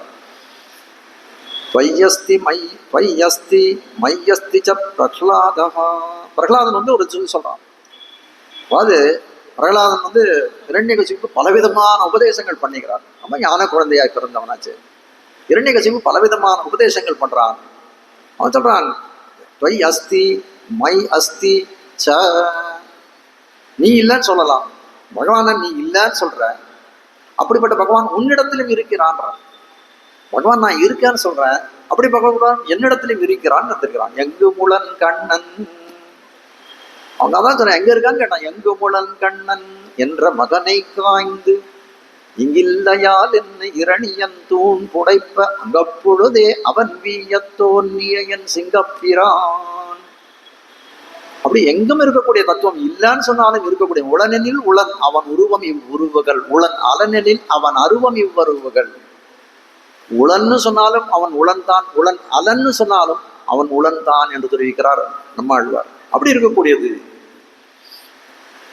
அப்போ பிரகலாதனிடத்துல எப்படி இருக்குன்னா அந்த பகவத் சம்பந்தம் நெருங்கி இருக்கிறது. அதே இரண்யகாதிபுரனை பார்க்கக்கூடியது என்னன்னா அந்த பகவத் சம்பந்தம் விலகி இருக்கக்கூடியதுன்னு காட்டக்கூடியதாக இருக்கிறது.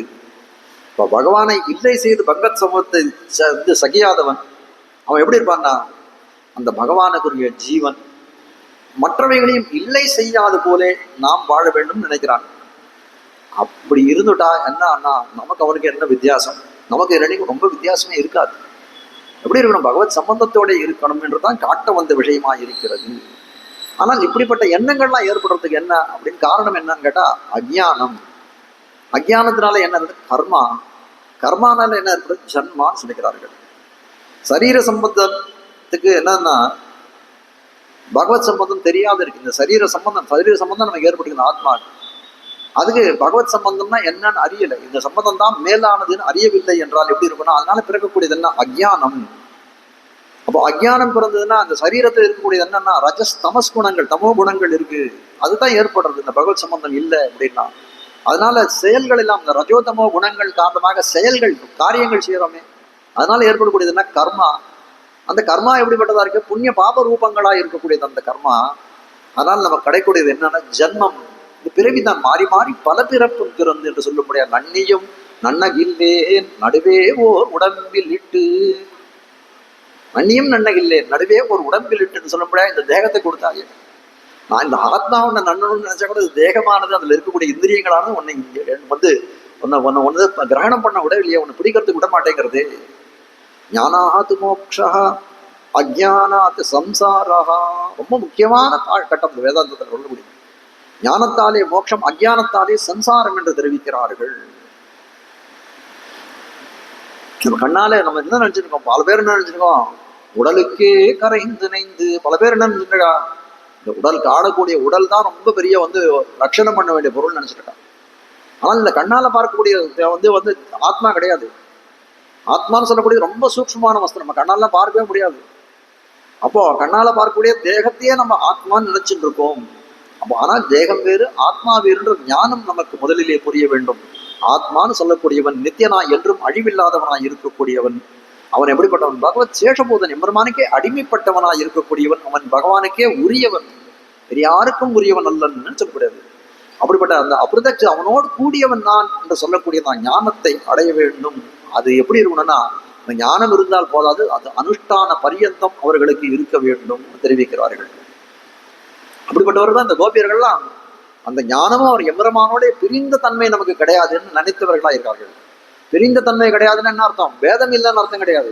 எம்பெருமான் அவன் பரமாத்மா, நான் ஜீவாத்மான்ற ஞானம் உடையவர்கள். ஆனால் அவனுக்கும் நமக்கும் பிரிவு கிடையாது. நம்ம அவனோடு சேர்ந்தது, அவனுக்கு சரீரம் போலே நாம என்றது ஞானத்தை உணர்ந்தவர்கள், அதன் அனுஷ்டான பரியந்தம் அனுஷ்டிக்கக்கூடியவர்களாக இருக்கக்கூடியவர் இந்த கோபிகைகள். அவர் அந்த கோபிகைகள்லாம் சொல்றா, அவர் என்ன பண்றாங்க, முன்னாடி இருக்கக்கூடிய ஜென்மாக்கள்லாம் நாங்க என்ன நினைச்சிருந்தோம், இந்த சரீரமே ஆத்மா அப்படின்னு எங்களுக்கு இந்த தேகத்து மேல ஒரு அபிமானம் ஏற்பட்டிருந்தது. ஆனால் இப்ப என்னது, ஒழிக்க முடியாத சம்பந்தம் அப்படின்றது இது அறிந்து கொண்டிருக்கிறோம். தான் ஞானம் அற்று இருந்த முன்காலத்துல. ஆனால் இப்ப எப்படி இருக்கணும், அந்த தேகாத்மாபிமானம், இந்த தேகத்தின் மேலே எங்களுக்கு இருக்கக்கூடிய அபிமானம் தொலைந்து போயிடுத்துது. அப்போ ஆத்மா பரமாத்மான்றது வேற வேற தத்துவங்கள். ஆனால் இதை விட்டு அது இருக்காது என்ற ஞானம் நாங்கள் அறிந்து கொண்டிருக்கிறோம். ஆனால் இப்போ என்ன, ருச்சி பிறந்துடுது எங்களுக்கு. உன்னை அடைய வேண்டும் என்ற ருச்சி பிறந்தது. உன்னை அடைய இவ்விடத்திலே வந்திருக்கிறோம்னு தெரிவிக்கிறார்கள். வந்து தலை பெய்தோம், அப்படித்தான் இருக்கணும், அனுஷ்டான பரியந்தம் காட்டுகிறார்கள் இவர்கள் என்று தெரிவிக்கிறார்கள்.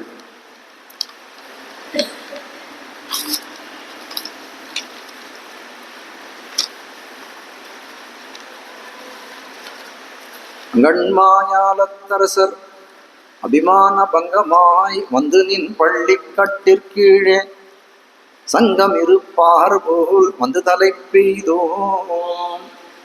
கிங்கிணி வாய்ச்செய்த தாமரை பூ போலே. கிங்கிணி வாய்ச்செய்த, அதாவது வந்து தலை பெய்தோம், நீ எழுந்திருக்க வேண்டும். எழுந்திருக்கக்கூடிய காலத்துல எப்படி இருந்தோம், கிட்டினோம் அப்படின்னு சொல்றாங்க.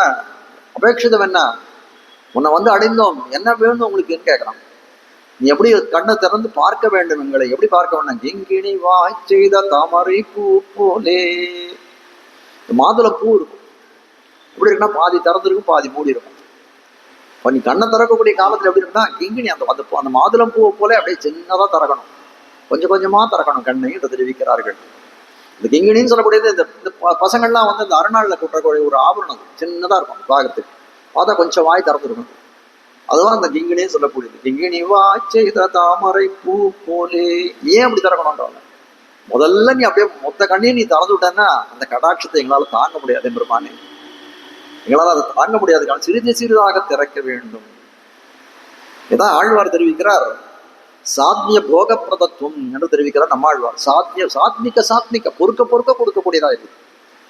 திருவாழ்மொழி முதல் 10ல இவையும் அவையும் உவையும் இவரும் அவரும் உவரும் எவையும் எவரும் தன்னுள்ளே ஆகியும் ஆக்கியும் காக்கும் அவையுள் தனி முதல் எம்மான் கண்ண பிரான் என்ன முதம் சுவையன் திருவின் மணாளன் என்னுடை சூழலுளானே இவையும் அவையும் உவையும். எம்பெருமான் குணம் காட்டக்கூடியதா என்ன இருக்கு அப்படின்னா, சாத்திய போக பிரதத்துவன்றதை காட்டுகிறான் இந்த பாசுரம். இந்த 10 பதிகங்களாலே, இந்த 10 பாசுரங்களாலே. அது சாத்திய போக பிரதத்துவம்னா அடியவர்களுக்கு கொடுக்கக்கூடிய அனுபவத்தை பூர்ணமா ஒரே சமயத்தில் கொடுக்கறது இல்லை, கொஞ்சம் கொஞ்சமா கிங்கிணி வாய்ச்செய்தா சொல்லும்படியா கொஞ்சம் கொஞ்சமா கொடுக்கக்கூடியான் என்று காட்டுகிறார்கள். அப்போ பொறுக்க சிறிதாக கொடுத்தால் எப்படி இருக்குன்னா அவை அனுபவிக்கக்கூடியதாக இருக்கும் என்று காட்டுகிறார்கள். அப்படி இல்லாத ஒரு இது பண்ணோம்னா, ஒரு சின்ன குழந்தை இருக்கு, பிறந்த குழந்தைக்கு என்ன கொடுப்போம்னா அதுக்கு பால் தான் கொடுப்போம், கொஞ்சம் கொஞ்சமா பால் கொடுப்போம். அதுக்கப்புறம் போக ஒரு 6 மாசம் கழிச்சுன்னா அன்னப்பிராசனம் பண்ணாலும் அதுக்கப்புறம் கொஞ்சம் திடமாகக்கூடிய பிரசாதங்களை கொஞ்சம் கொடுப்போம். அப்படித்தானே கொடுக்கணும். அப்போ இந்த இடத்துல மட்டும் ஏன் மாட்டோம். ஒரு வித்தியாலயத்துக்கு ஒரு பையன் ஒரு பள்ளிக்கூடத்துக்கு போறான், படிக்கக்கூடிய காலத்துல நேரம் எம்ஏவல் போட்டுறோமான்னு அவனு இல்லையே. அவனுக்கு ஏபிசிடி என்ன, அக்ஷரங்கள் என்ன, ராமசப்தம் என்ன, அது போல எல்லாம் சொல்லி கொடுத்து அவன் மேல வித்வான் ஆக்கிறோம். அது போலதானே எல்லாரும் பகவதர்மம் எப்படி அப்படின்னா அதே போலே தான் கொஞ்சம் கொஞ்சம் சாத்மிக்க பொறுக்க கொடுக்கக்கூடியதா இருக்கு என்று காட்டுகிறார்கள். உணர்தரும் என்கை கலந்து பெரிந்த ஞான பக்திகளை வளர்த்தது கணங்கொழியிட காது பெருக்குதலும் மாசோபவாசி போஜன புறப்பூச்சும் போலே ஆற்ற நல்ல மாபோக சிரமமாக தெரிவிக்கிற ஆச்சாரிய தேவி. அதாவது எப்படின்னா, ஆழ்வார் பிறக்கிற இதாவது அந்த பாசனங்கள் பாடக்கூடிய காலத்திலே பொய்நின்ன ஞானமும் பொலா ஒழுக்கும் அழுக்குடம்பும் இன்னின்ன நீர்மை இனியாமுறாமை. முதல் பாசுரம் முதல் இதுலயே வரியிலேயே 2வது வரியிலேயே சொல்லிட்டாரு, இன்னின்ன நீர்மை இனியாமராமே, நான் இந்த உலகத்துல இருக்க மாட்டேன், என்ன இங்க வச்சேன்னு கேட்பேன். அப்படிப்பட்ட இருக்கக்கூடிய ஆழ்வாருக்கு உடனே பரிபூர்ண அனுபவம் கொடுத்து இது பண்ணலாம் இல்லையா? அப்படின்னா அந்த மாதிரி கொடுக்கலையே. அவனை இந்த உலகத்திலேயே வைத்தான். அவனுக்கு சம்ஸ்லேஷன், பகவத் சம்ஸ்லேஷன்னா என்னன்னு காமிச்சான், பகவத் விஸ்லேஷன்னா என்னன்னு காமிச்சான். அதனால அவனுடைய ஞான பக்திகளை எல்லாம் வளர்த்தான். எதுக்காக அப்படின்னு கேட்கிறாரு. எதுக்காக அப்படின்னு கேட்டா, ஒரு குழந்தைக்கு காதுல ஒரு கடுக்கன் போடணும். கடுக்கன் உதாரணம் லோக திருஷ்டாதம் எவ்வளவு அழகா இருக்கு. குழந்தைக்கு ஒரு காதுல கடுக்கன் போடணும் அப்படின்னா என்ன பண்ணுவா?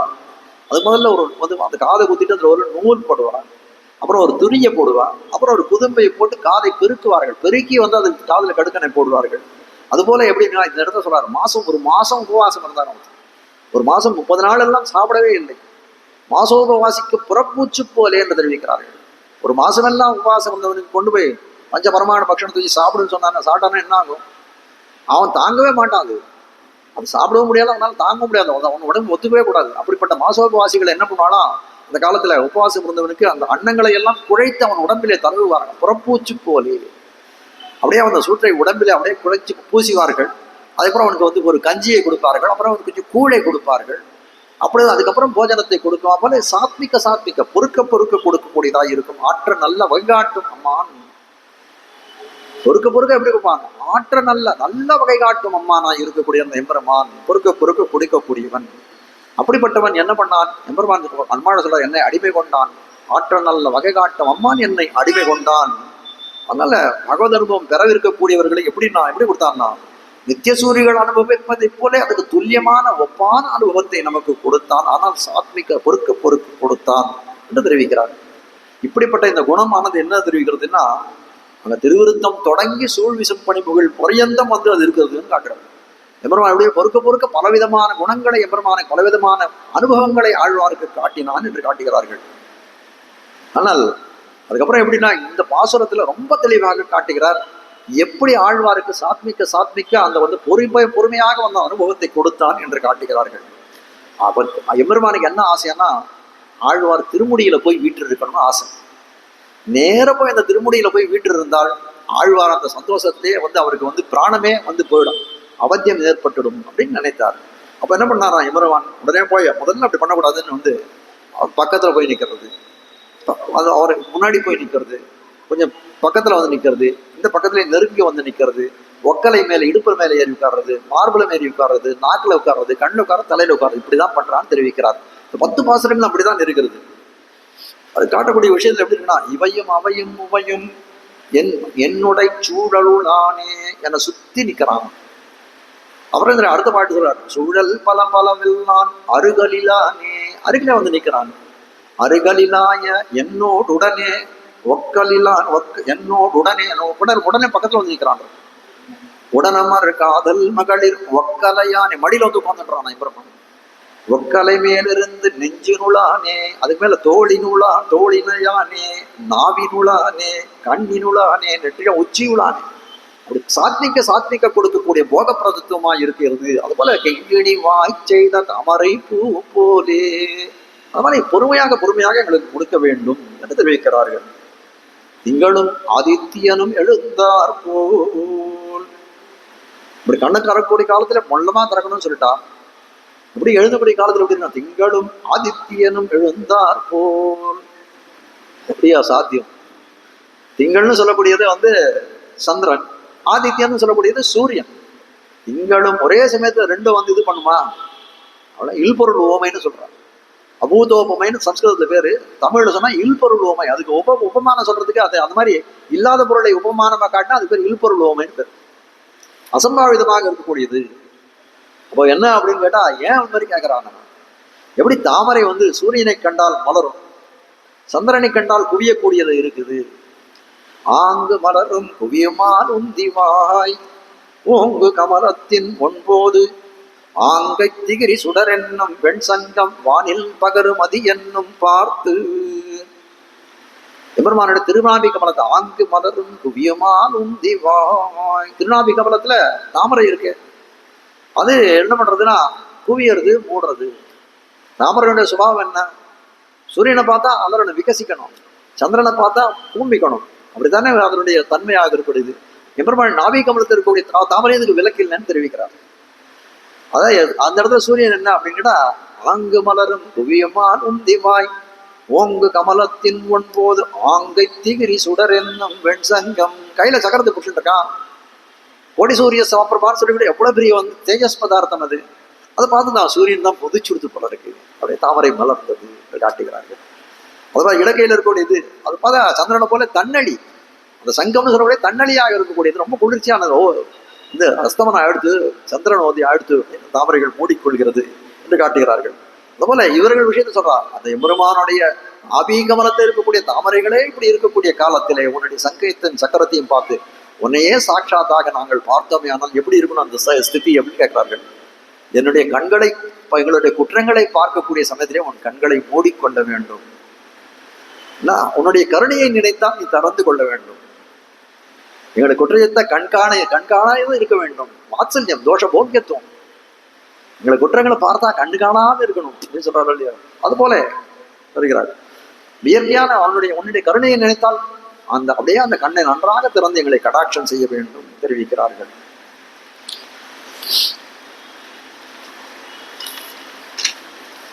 திங்களும் ஆதித்யனும் எழுந்தார் போல்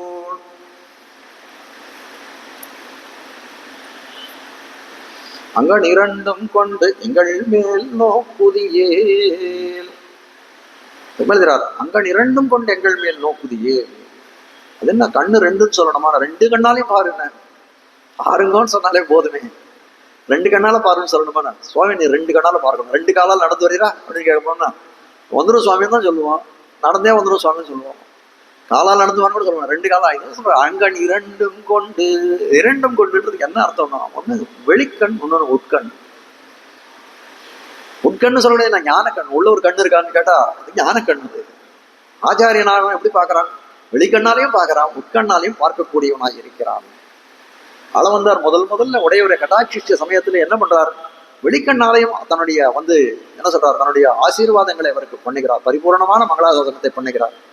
உட்கண்ணாலையும் ஆமுதல்வன் இவன் என்ன தத்தேத்தி என்று சொல்லும்படியாய் ஆமுதல்வன் இவன் என்ற கடாட்சத்தை கொடுத்தார் அவனுக்கு.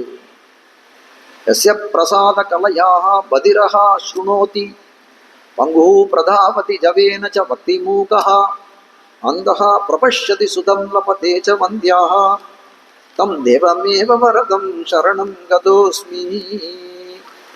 அளவந்தார் பண்ண வந்து வரதர் தேவபெருமானிடத்துல பண்ண பிரபத்தி சரணாகதி.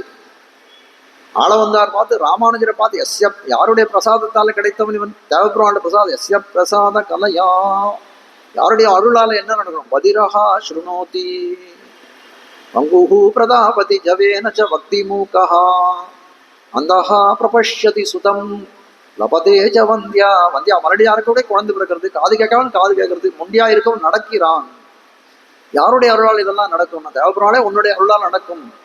இதெல்லாம் இப்படிப்பட்ட இதெல்லாம் ராமானுஜனுக்கு நடக்க வேண்டும். ஏன்னா அந்த காலத்துல அவர் என்ன பண்றாரு? யாதவ பிரகாஷருடைய வந்து அந்த பூர்வபக்ஷ சித்தாந்தத்தை தான் வாசித்துக் கொண்டிருக்கிறார். அந்த காலத்துல என்ன பண்றாரு? ராமானுஜருக்கு வந்து பதிரஹா ஸ்ருணோதி, அவன் கேட்கக்கூடியதான் பூர்வபக்ஷத்தை கேட்கிறான்.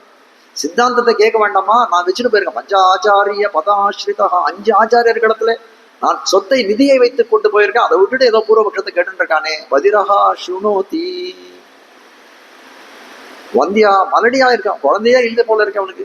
ஆண்களுக்கு குழந்தை பெருமாள் கேட்டார். குழந்தைகள் சொல்லக்கூடிய இடத்துல சிஷ்யர்கள், எப்பேற்பட்ட சிஷ்யர்கள்? பிள்ளான் நஞ்சியர் பெரியவாச்சான் பிள்ளை எல்லார் வடக்கு திருவீதி பிள்ளை சொல்ல முடியாது. எவ்வளவு சிஷ்யர்கள் வரிசையா வழியா வாழையடி வாழையா அந்த குரு பரம்பரை சொல்ல முடியாது. எப்பேற்பட்ட குரு பரம்பரை! அப்படிப்பட்ட குரு பரம்பரை உடைத்தாய் இருக்கக்கூடியது. அப்படிப்பட்டவெல்லாம் என்ன அங்கன் இரண்டு, அவருடைய காரணம் என்ன? எம்பெருமானுடைய அந்த ஸ்ரேஷு காரணம் என்ன அப்படின்னு கேட்டா அந்த ஆள வந்து அவருடைய திருக்கண் நோக்கு என்று தெரிவிக்கிறார்கள். திருக்கண் நோக்கால தானே இதுவாச்சின்னு தெரிவிக்கிறார்கள். அங்கன் இரண்டும் கொண்டு எங்கள் மேல் நோக்குதியே. ஏகையைவ குரோர் திருஷ்டியாக துவாப்யாம் வாபி லபேதயத் நதத்திஸ்ருபி அஷ்டாபிஹி சகஸ்ரேணாபி கஸ்யசித். ஏகையைவ குரோர் திருஷ்டியா. அதாவது ஸ்தோத்திரம், வேதாந்தாச்சாரிய ஸ்தோத்திரம் தான் இது. சுபாஷித நீவின்னு நினைக்கிறான். அது தெரியும். ஏகையைவ குரோர் திருஷ்டியா வாப்யாம் வலா வா வா அபி லபேதயத்து வா அபி லபேதயத்து லபேதயத்து. ஆச்சாரியனுடைய ஒரு கண்ணாலே பார்க்கக்கூடிய அந்த கடாட்சமானது அது எதுக்கும் நிகர் கிடையாது என்றார். எதுக்கு நிகர் கிடையாதுன்னா நத திஸ்ருபிஹி. திஸ்ருனா திஸ்ரஹனா மூன்று கண்களுடைய பரமசிவனால் பார்த்தாலும் அந்த ஆச்சாரியனுடைய கண்களுக்கு இலக்காக அதுக்கு சதுருஷமாக துல்லியமாக இருக்காது. அஷ்டாபிஹி. அஷ்டாபினா 8. அஷ்டானா 8. அஷ்டாபி 8 கண்களுடைய 4 தலைகளுடைய சதுர்முக பிரம்மன் அவனுக்கு 8 கண்கள். அவன் பார்வை பார்த்தாலும் இவனுக்கு அப்படிப்பட்ட ஒரு ஸ்ரேயஸ் ஏற்படாது. சகசிரேனா அபி கஸ்யசித். 1000 கண்கள் உடையவன் பார்த்தாலும் 1000 கண்கள்னா இந்திரனும் 1000 கண்கள் உடையவன் தான். ஆனால் புருஷ சூக்தம் போன்ற சொல்லிப்படுது என்னன்னா பிரம்மா இவனெல்லாம் சொல்லிட்டு இந்திரனை சொல்ல வேண்டிய அவசியம் கிடையாது இடத்துல.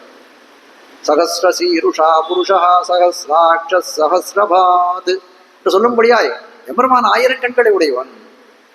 அப்படிப்பட்டவன் பார்த்த தோள்கள் 1000தாய், முடிகள் 1000தாய், துணைமலர் கண்கள் 1000தாய், தாள்கள் 1000தாய், பேர்கள் 1000தாய், 1000 அவயவங்கள் உடையவனாயிருக்கும் ஆழ்வாரும் பாடுகிறாரே.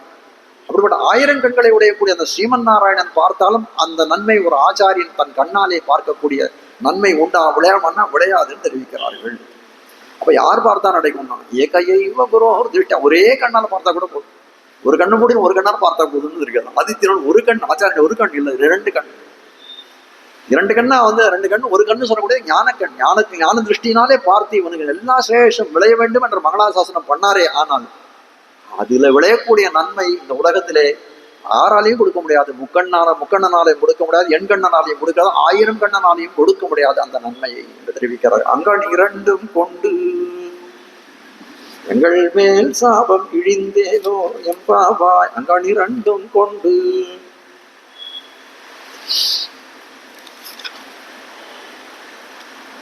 கடாட்சம் மருமகளுடைய கடாட்சம் எப்படிப்பட்டதா இருக்குன்னா சிரமணி விதுர ரிஷி பத்னிகளை புதராக்கின புண்டரீகாட்சன் நெடுநோக்கு.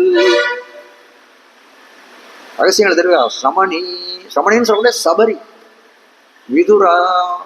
விதுரன் ரிஷி பத்னிகளை புதராக்கின புண்டரீகாட்சன் நெடுநோக்கு. புதராக்கினா அவர்களை பாவனம் படைத்தவர், புண்ணியவர்களாக்கினார்கள். எப்படிப்பட்டதுன்னா அது ஆக்கினது என்னன்னா புண்டரீகாட்சன் நெடுநோக்கு. புண்டரீகாட்சன் இல்ல, அவனுடைய கண் பார்வைன்னு தெரிவிக்கிறார்கள். சபரின்னு சொல்லக்கூடியவர் மதங்க ரிஷியோடைய சிஷ்யாய் விளங்கக்கூடியவர்கள். அப்போ விராதன் வதம் முடிஞ்ச உடனே அங்கிருந்து ராமனுக்கு சொல்றான், ராமா நீ சீதையை தேடணும்னா அதுக்கு உற்ற இதுவனா இருக்கக்கூடியவன் சுக்ரீவன் சொல்லக்கூடியவன் தான். அவன் அந்த கிருஷ்ணந்தையில ருஷ்யமுக பர்வதத்திலே இருக்கிறான். ஆனால் அந்த இடத்துக்கு போறதுக்கு முன்னாடி நீ சபரியை போய் ஆசிரமத்தில் மதங்கமுனிவருடைய ஆசிரமத்திலே இருக்கிறாள். அதனால அந்த சபரியை பார்த்து விட்டு அப்புறமா போ அப்படின்னு தெரிவிக்கிறான். அதனால ராமன் என்ன பண்றான், இந்த சபரியுடைய அந்த மதங்கமுனிவருடைய ஆசிரமத்துக்கு போறான். சபரி அந்த இடத்துல வசித்துக் கொண்டிருக்கிறாள். அந்த பம்பாசிரசனுடைய மேல் கரையில இருக்கக்கூடிய அந்த மதங்கமுனிவருடைய ஆசிரமம். நல்ல ஆசிரமம்னு சொன்னா எப்படி இருக்குன்னா நல்ல அழகிய சோலைகளோட இருக்கக்கூடியது. ஆனால் அந்த சபரின்னு சொல்லக்கூடிய எப்படி இருந்தான்னா அவர் வேடர் குலத்தில் பிறந்தவர். ராமனுக்கு என்னன்னு தெரியல, வனத்துக்கு வரக்கூடிய காலத்துல முதல்ல குகனை பார்த்தா அவனும் வேடர் குலத்தில் பிறந்தவன் தான். சுக்ரீவனுடைய நட்பு கிடைக்கிறது முன்னே பார்த்தது யார் அப்படின்னா சபரி, அவளும் வேடர் குலத்தில் பிறந்தவள் தான். ஆனால் சபரிக்கு சொல்லக்கூடியதுன்னா சபரி ரொம்ப ஆச்சாரிய சுசுரூஷையில் பழுத்தவள், ஆச்சாரிய சுசுரூஷையில் பழுத்தவளான சபரின்னு இங்க மாமனிகள் வியாக்கியானத்தில் எடுக்கிறார், காட்டுகிறார் சபரியோட இதை. அப்போ அவர் எப்படிப்பட்டவளாயிருக்காள், மதங்க முனிகினருக்கு ரொம்ப அத்தியந்தமான பணிவிடைகள் தொண்டெல்லாம் கைக்கரியங்கள்லாம் புரியக்கூடியவளாயிருக்காள். அந்த குரு சுஷையாலே மேன்மையுற்றவளாக இருக்கக்கூடியவள் சபரின்னு சொல்லக்கூடியவர்கள். அப்போ மதங்க முனிவர் என்ன பண்றாரு, மதங்க ரிஷி என்ன சொல்றாரு, நான் பரமபதத்து போறதுக்கு சமயம் வந்துட்டு நான் போயிட்டு வரேன்னு சபரின்னு சொல்றாரு. சுவாமி நானும் வரேனே அப்படின்னு கேட்டான். இல்ல ராமலட்சுமணருக்கு இந்த இடத்த வரப்போறா எனக்கு தெரியறது, அது வரைக்கும் நீ இந்த இடத்துலயே இரு, ராமலட்சுமணர்களை பார்த்து விட்டு நீ சேருன்னு அந்த மதங்க முனிவருடைய ஆகிய குரு ஆகிய மீற முடியாது சரின்னு சொல்லிட்டு அப்படியே இருந்துட்டான். அன்னைக்கு சொன்ன காலத்துல அவன் என்ன பண்றான், எப்போ ராமன் வருவான் எப்போ லக்ஷ்மணன் வருவான் வழி மேல விழி வைத்து காத்து கொண்டிருக்கிறாள் சபரின்னு சொல்லக்கூடியவள். அப்போ அந்த இடத்துல ராமன் லக்ஷ்மணன் அவளை வந்தார்கள், அவர்களை நன்றாக பூஜித்தார்கள்.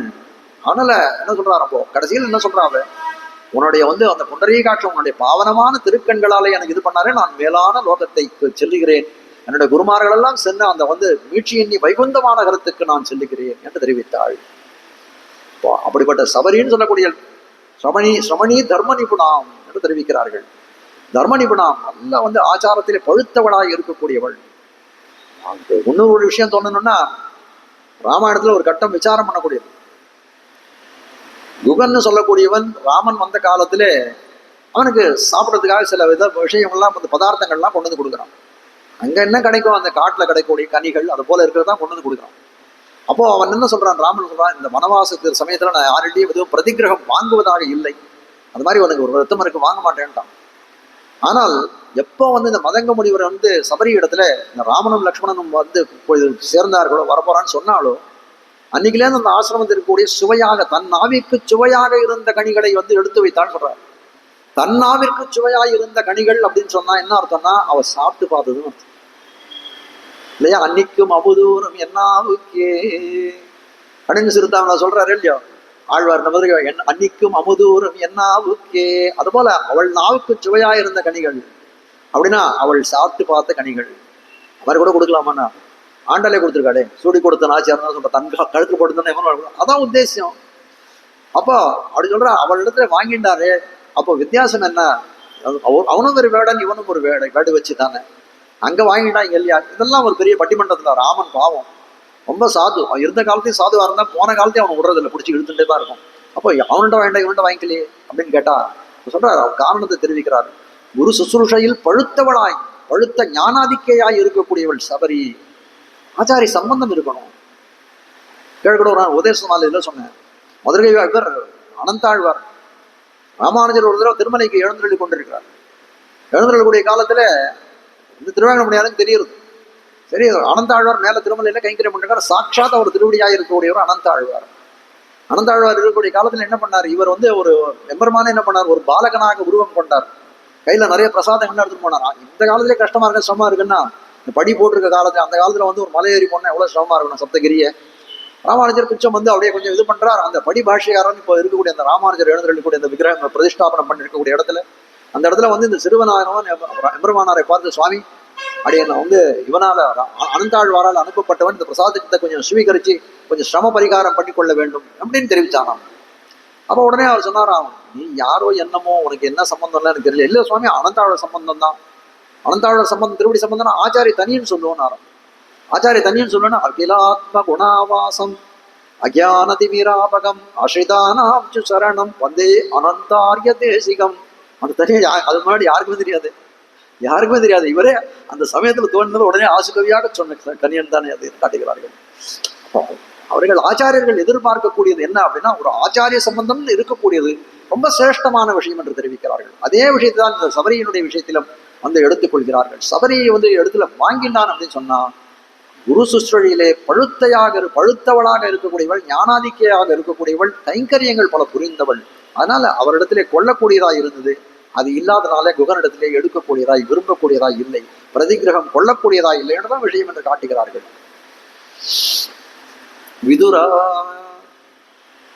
விதுரனை வந்து விதுரனுக்கு ஒரு நல்ல கத்தியை ஏற்படுத்தி கொடுக்கிறான் காட்டுகிறார்கள்.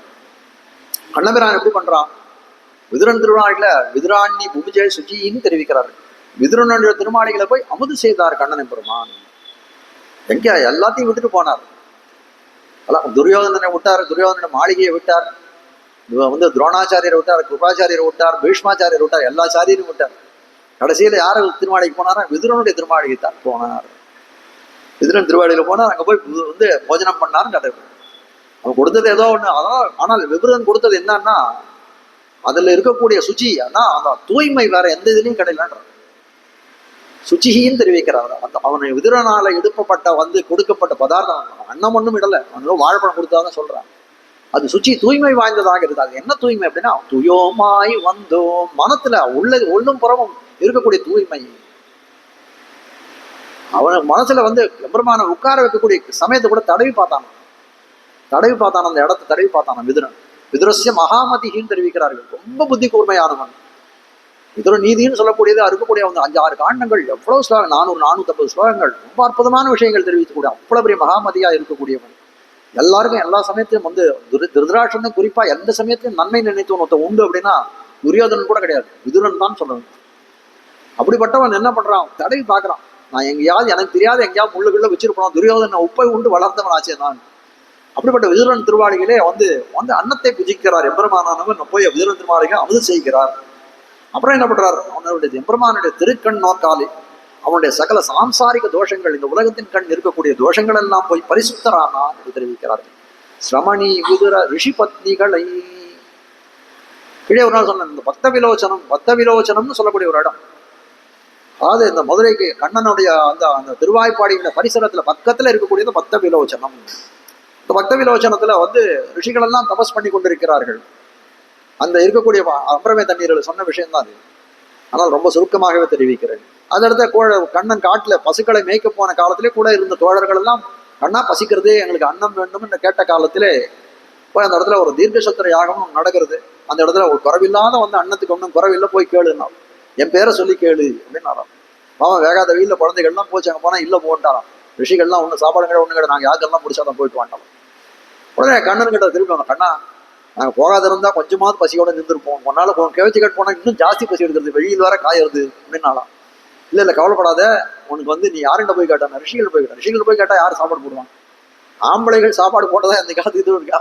அந்த அந்த கருணை அந்த காருண்யம் இயற்கையாக அமைந்திருக்கக்கூடிய பெண்களுக்கு தானே, அவர்கள் தானே வந்து அன்னத்தை போடக்கூடியவர்களா இருக்காரு. மகாலட்சுமிகள் அன்னலட்சுமிகளா இருக்கக்கூடியவர்கள்.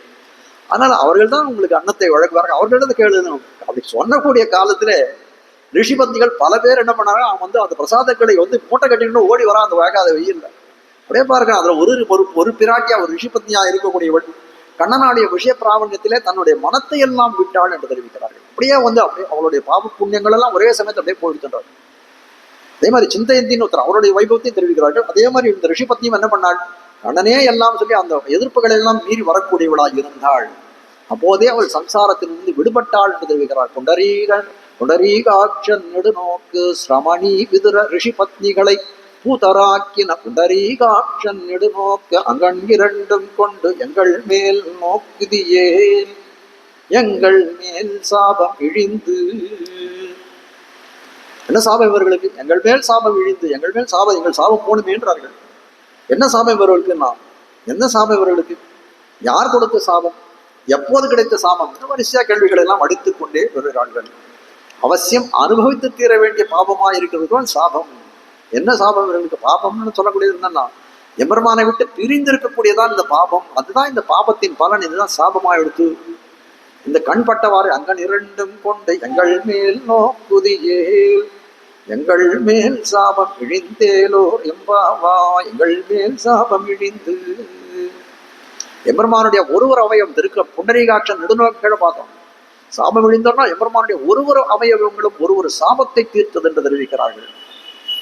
அகல்யேன்னு சொல்லக்கூடிய கௌதம ரிஷியனுடைய பத்னியானவர் ஒரு காலத்திலே இந்திரன் வந்து என்ன பண்ணான்னா, அந்த இவரை போல கௌதம முனிவரை போலே தான் வேடம் தரித்து வந்து அந்த அகல்யை கூட கூடினான்.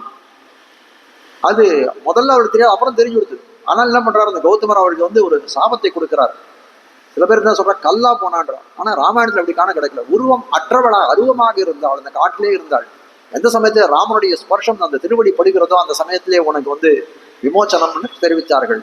ராமனுடைய திருவடி தாள்களால் திருவடி தூள்கள்னால் என்ன பண்ணால் அகலியின் சாபம் தீர்ந்தது. முழந்தாள் பட்டதுன்னா சாபம் தீர்ந்தா யாருக்குன்னா, குபேரனுடைய புத்திரர்களாக இருக்கக்கூடியவர்கள் மணிகிரீவன் நலகூபரன் 2 பேர். அவர்கள் ஒரு காலத்துல என்ன பண்ணார்கள், ஏதோ தீர்த்தமாடக்கூடிய காலத்திலே வந்து வஸ்திரம் இல்லாத தீர்த்தமாடக்கூடாது. ரிஷிகள் எல்லாம் போகக்கூடிய சமயத்திலே வஸ்திரம் இல்லாத தீர்த்தமானால சாபம், நீங்க 2 பேரும் மருது மரங்களா போகணும். பொய்மாய மருதான அசுரரை பொன்னுவித்தின்னு நீ வந்தாய், இம்மாயம் வல்ல பிள்ளை நம்பி உன்னையன் மகனே என்பர் நின்னாய். அம்மா உன்னை அறிந்து கொண்டேன் உனக்கஞ்சுவன் அம்மம் தரவே. யசோதை பிராட்டி பயப்படுறான், உனக்கு பால் கொடுக்குறதே இதுவா இருக்கு, நீ எவ்வளவு பெரிய காரியம்லாம் பண்ற. பொய்மாய மருதாய அசுரரை, அதாவது புராண சித்தமாக கிடைக்கக்கூடியது இந்த மருத மரத்தை உடைத்தான் கண்ணன் பெருமான்னு சொல்லக்கூடியது. அந்த மணிகிரீவன் நலகுருபரன் சொல்லக்கூடிய குபேரனுடைய பிள்ளைகளில் சாபத்தை தீர்த்தான். அது மட்டும் இல்ல, ஆழ்வார்கள் சொல்லக்கூடியது அந்த மரத்திலே சில அசுரர்கள் ஆவேசித்திருந்தார்கள். பொய்மாய மருதான அசுரரை பொன்னுவித்தின்னு நீ வந்தாய், இம்மாயம் வல்ல பிள்ளை நம்பி. அப்போ என்ன பண்றான், எம்பெருமானை கட்டி போடுறான் ஒரு உரல்ல. என்ன பண்றான், அந்த மருத மரத்துக்கு நடுவில் இழுத்துன்னு போறான். இழுத்துன்னு போன காலத்தையே அந்த மரம் உடைஞ்சு அந்த மணிகிரீவன் நலகிரீவன் சொல்லக்கூடியவன் 2 பேருக்கும் வந்து சாப விமோச்சனம். அந்த முழந்தாள்கள் அதுலதானே வந்து இது பண்ணி வந்தான். குழந்தை எப்படி வரும்? அந்த வந்து தவழ்ந்து வரக்கூடிய குழந்தை எப்படி வரணும்? முழந்தாள்களாலே அவனுக்கு சாப விமோச்சனம் என்று காட்டுகிறார்கள். திருத்துடைகள் வேத புருஷன் வேத நண்பர்கள் பிரம்மாண்டத்தில் இருக்கக்கூடிய வந்து வேதங்களை கவர்ந்து சென்றார்கள் மது கைட்டவர்கள்னு சொல்லக்கூடிய ராட்சசர்கள். அவர்கள் தன் தொடையிலே வைத்து அவர்களை கொன்றான். அதனால துடைகளாலே அவர்களுக்கு சாபம் தீர்ந்தது.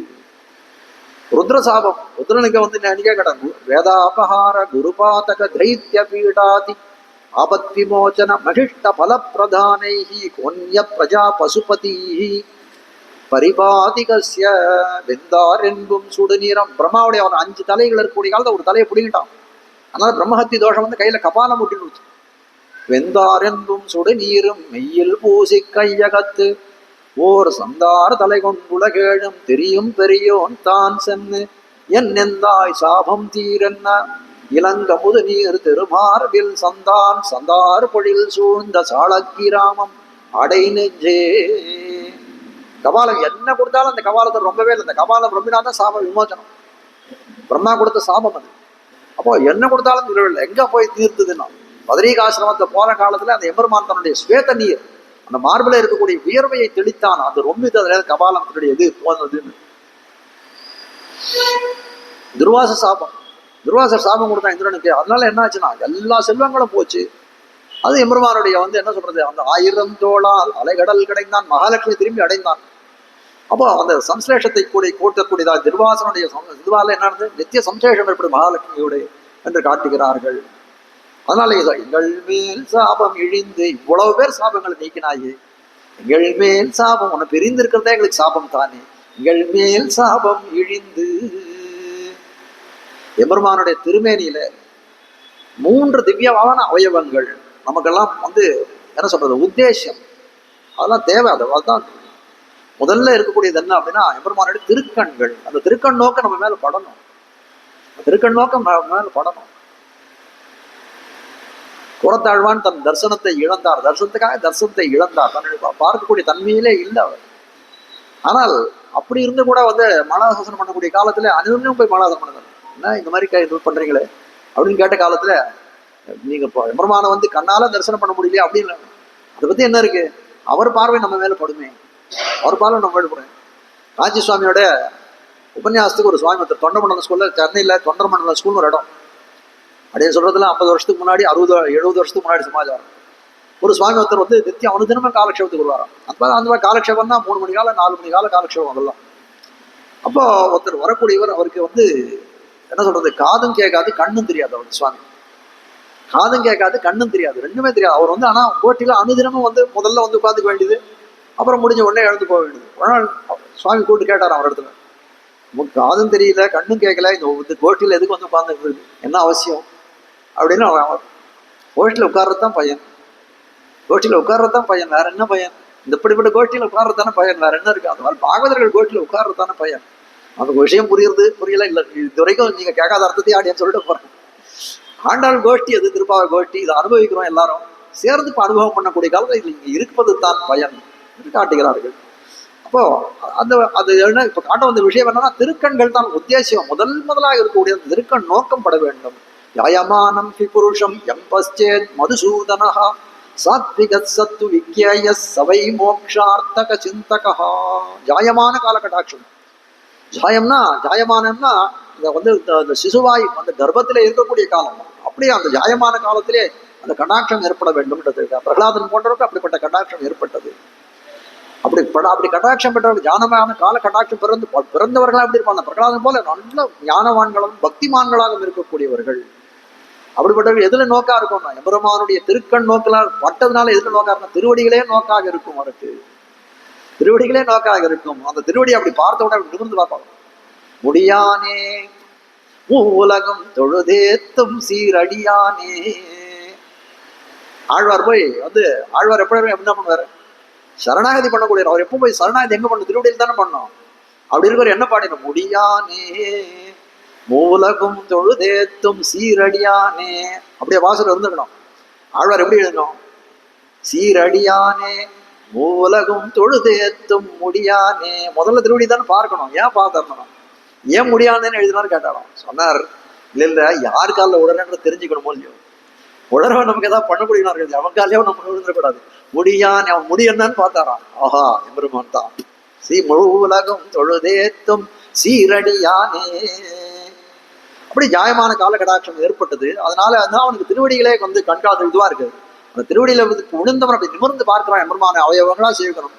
காட்டவே கண்டபாத கமல நல்ல ஆடையுந்து தேட்டரும் முதரபந்தம் திருமாறு கண்டம் செவ்வாய் வாட்டமில் கண்கள் மேறி முனியேறி தனி புகுந்து பாட்டினால் கண்டு வாழ் வானர்தாள் பரவினோம் என்று சொல்லும்படியாய் திருவடியிலேருந்து ஆரம்பிச்சு வந்து திருநாபி கமல திருவபிஷேக பரியந்தம் சேவிக்கணும்னு சேவிக்கக்கூடிய காலத்திலே பார்க்கிறான். அவன் அப்ப திருக்கை தெரிகிறது. அஞ்சேல் என்ன கை கவியேல் மாசுச்சகா, கவலைப்படாதேன்னு சொல்லும்படியா இருக்கக்கூடியது அந்த அஸ்தம் இருக்கிறது.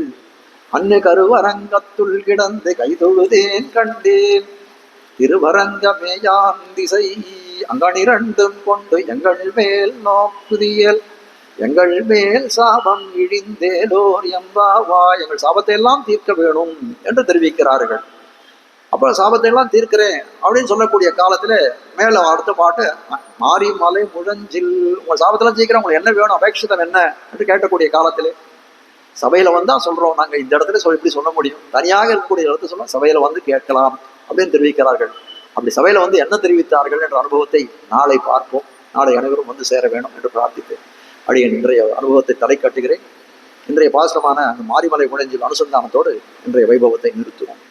மாரிமலை முழஞ்சில் மன்னை கிடந்துறங்கும் சீரிய சிங்கம் அறிவுத்து தீ விழித்து வேரி மயிர் பொங்க எப்பாடும் பேர்ந்து தறி மூறி நிமிர்ந்த முழங்கி புறப்பட்டு போதருமா போலே நீ பூவை பூவண்ணாக உன் கோயில் நின்னை இங்கனே போந்தருளி கோப்புடைய சீரிய சிங்காசனத்திருந்து யாம் வந்த காரியம் ஆராய்ந்தருளேலோர் எம்பாவாய். ஸ்ரீமத்யை விஷ்ணு சித்தாரிய மனோநந்தன ஹேதவே நந்தநந்தன சுந்தரியை போதாயை நித்யமங்கலம். ஸ்ரீமதே ரம்யஜா மாதృமுனீந்திராய மகாத்மனே ஸ்ரீரங்கவாசினே பூயாத் நித்யஸ்ரீர் நித்யமங்கலம். மங்களம் குருவர்யாய மங்களம் குணசிந்தவே வாதிபீதிகரார்யாய நித்யஸ்ரீர் நித்யமங்கலம். ஸ்ரீமத் சுந்தரஜா மாதృமுனிமானசவாசினே அண்ணங்கரார்ய வர்யாய நித்யஸ்ரீர் நித்யமங்கலம். தழை நல்ல இன்பம் தலை பெய்தெங்கும் தழைக்கவே. லோகா சமஸ்தா சுகினோ பவந்து சமஸ்த சன் மங்களானி சந்து. ஆண்டாள் திருவடிகளே சரணம். ஆழ்வார் எம்பெருமானார் ஜீயர் திருவடிகளே சரணம்.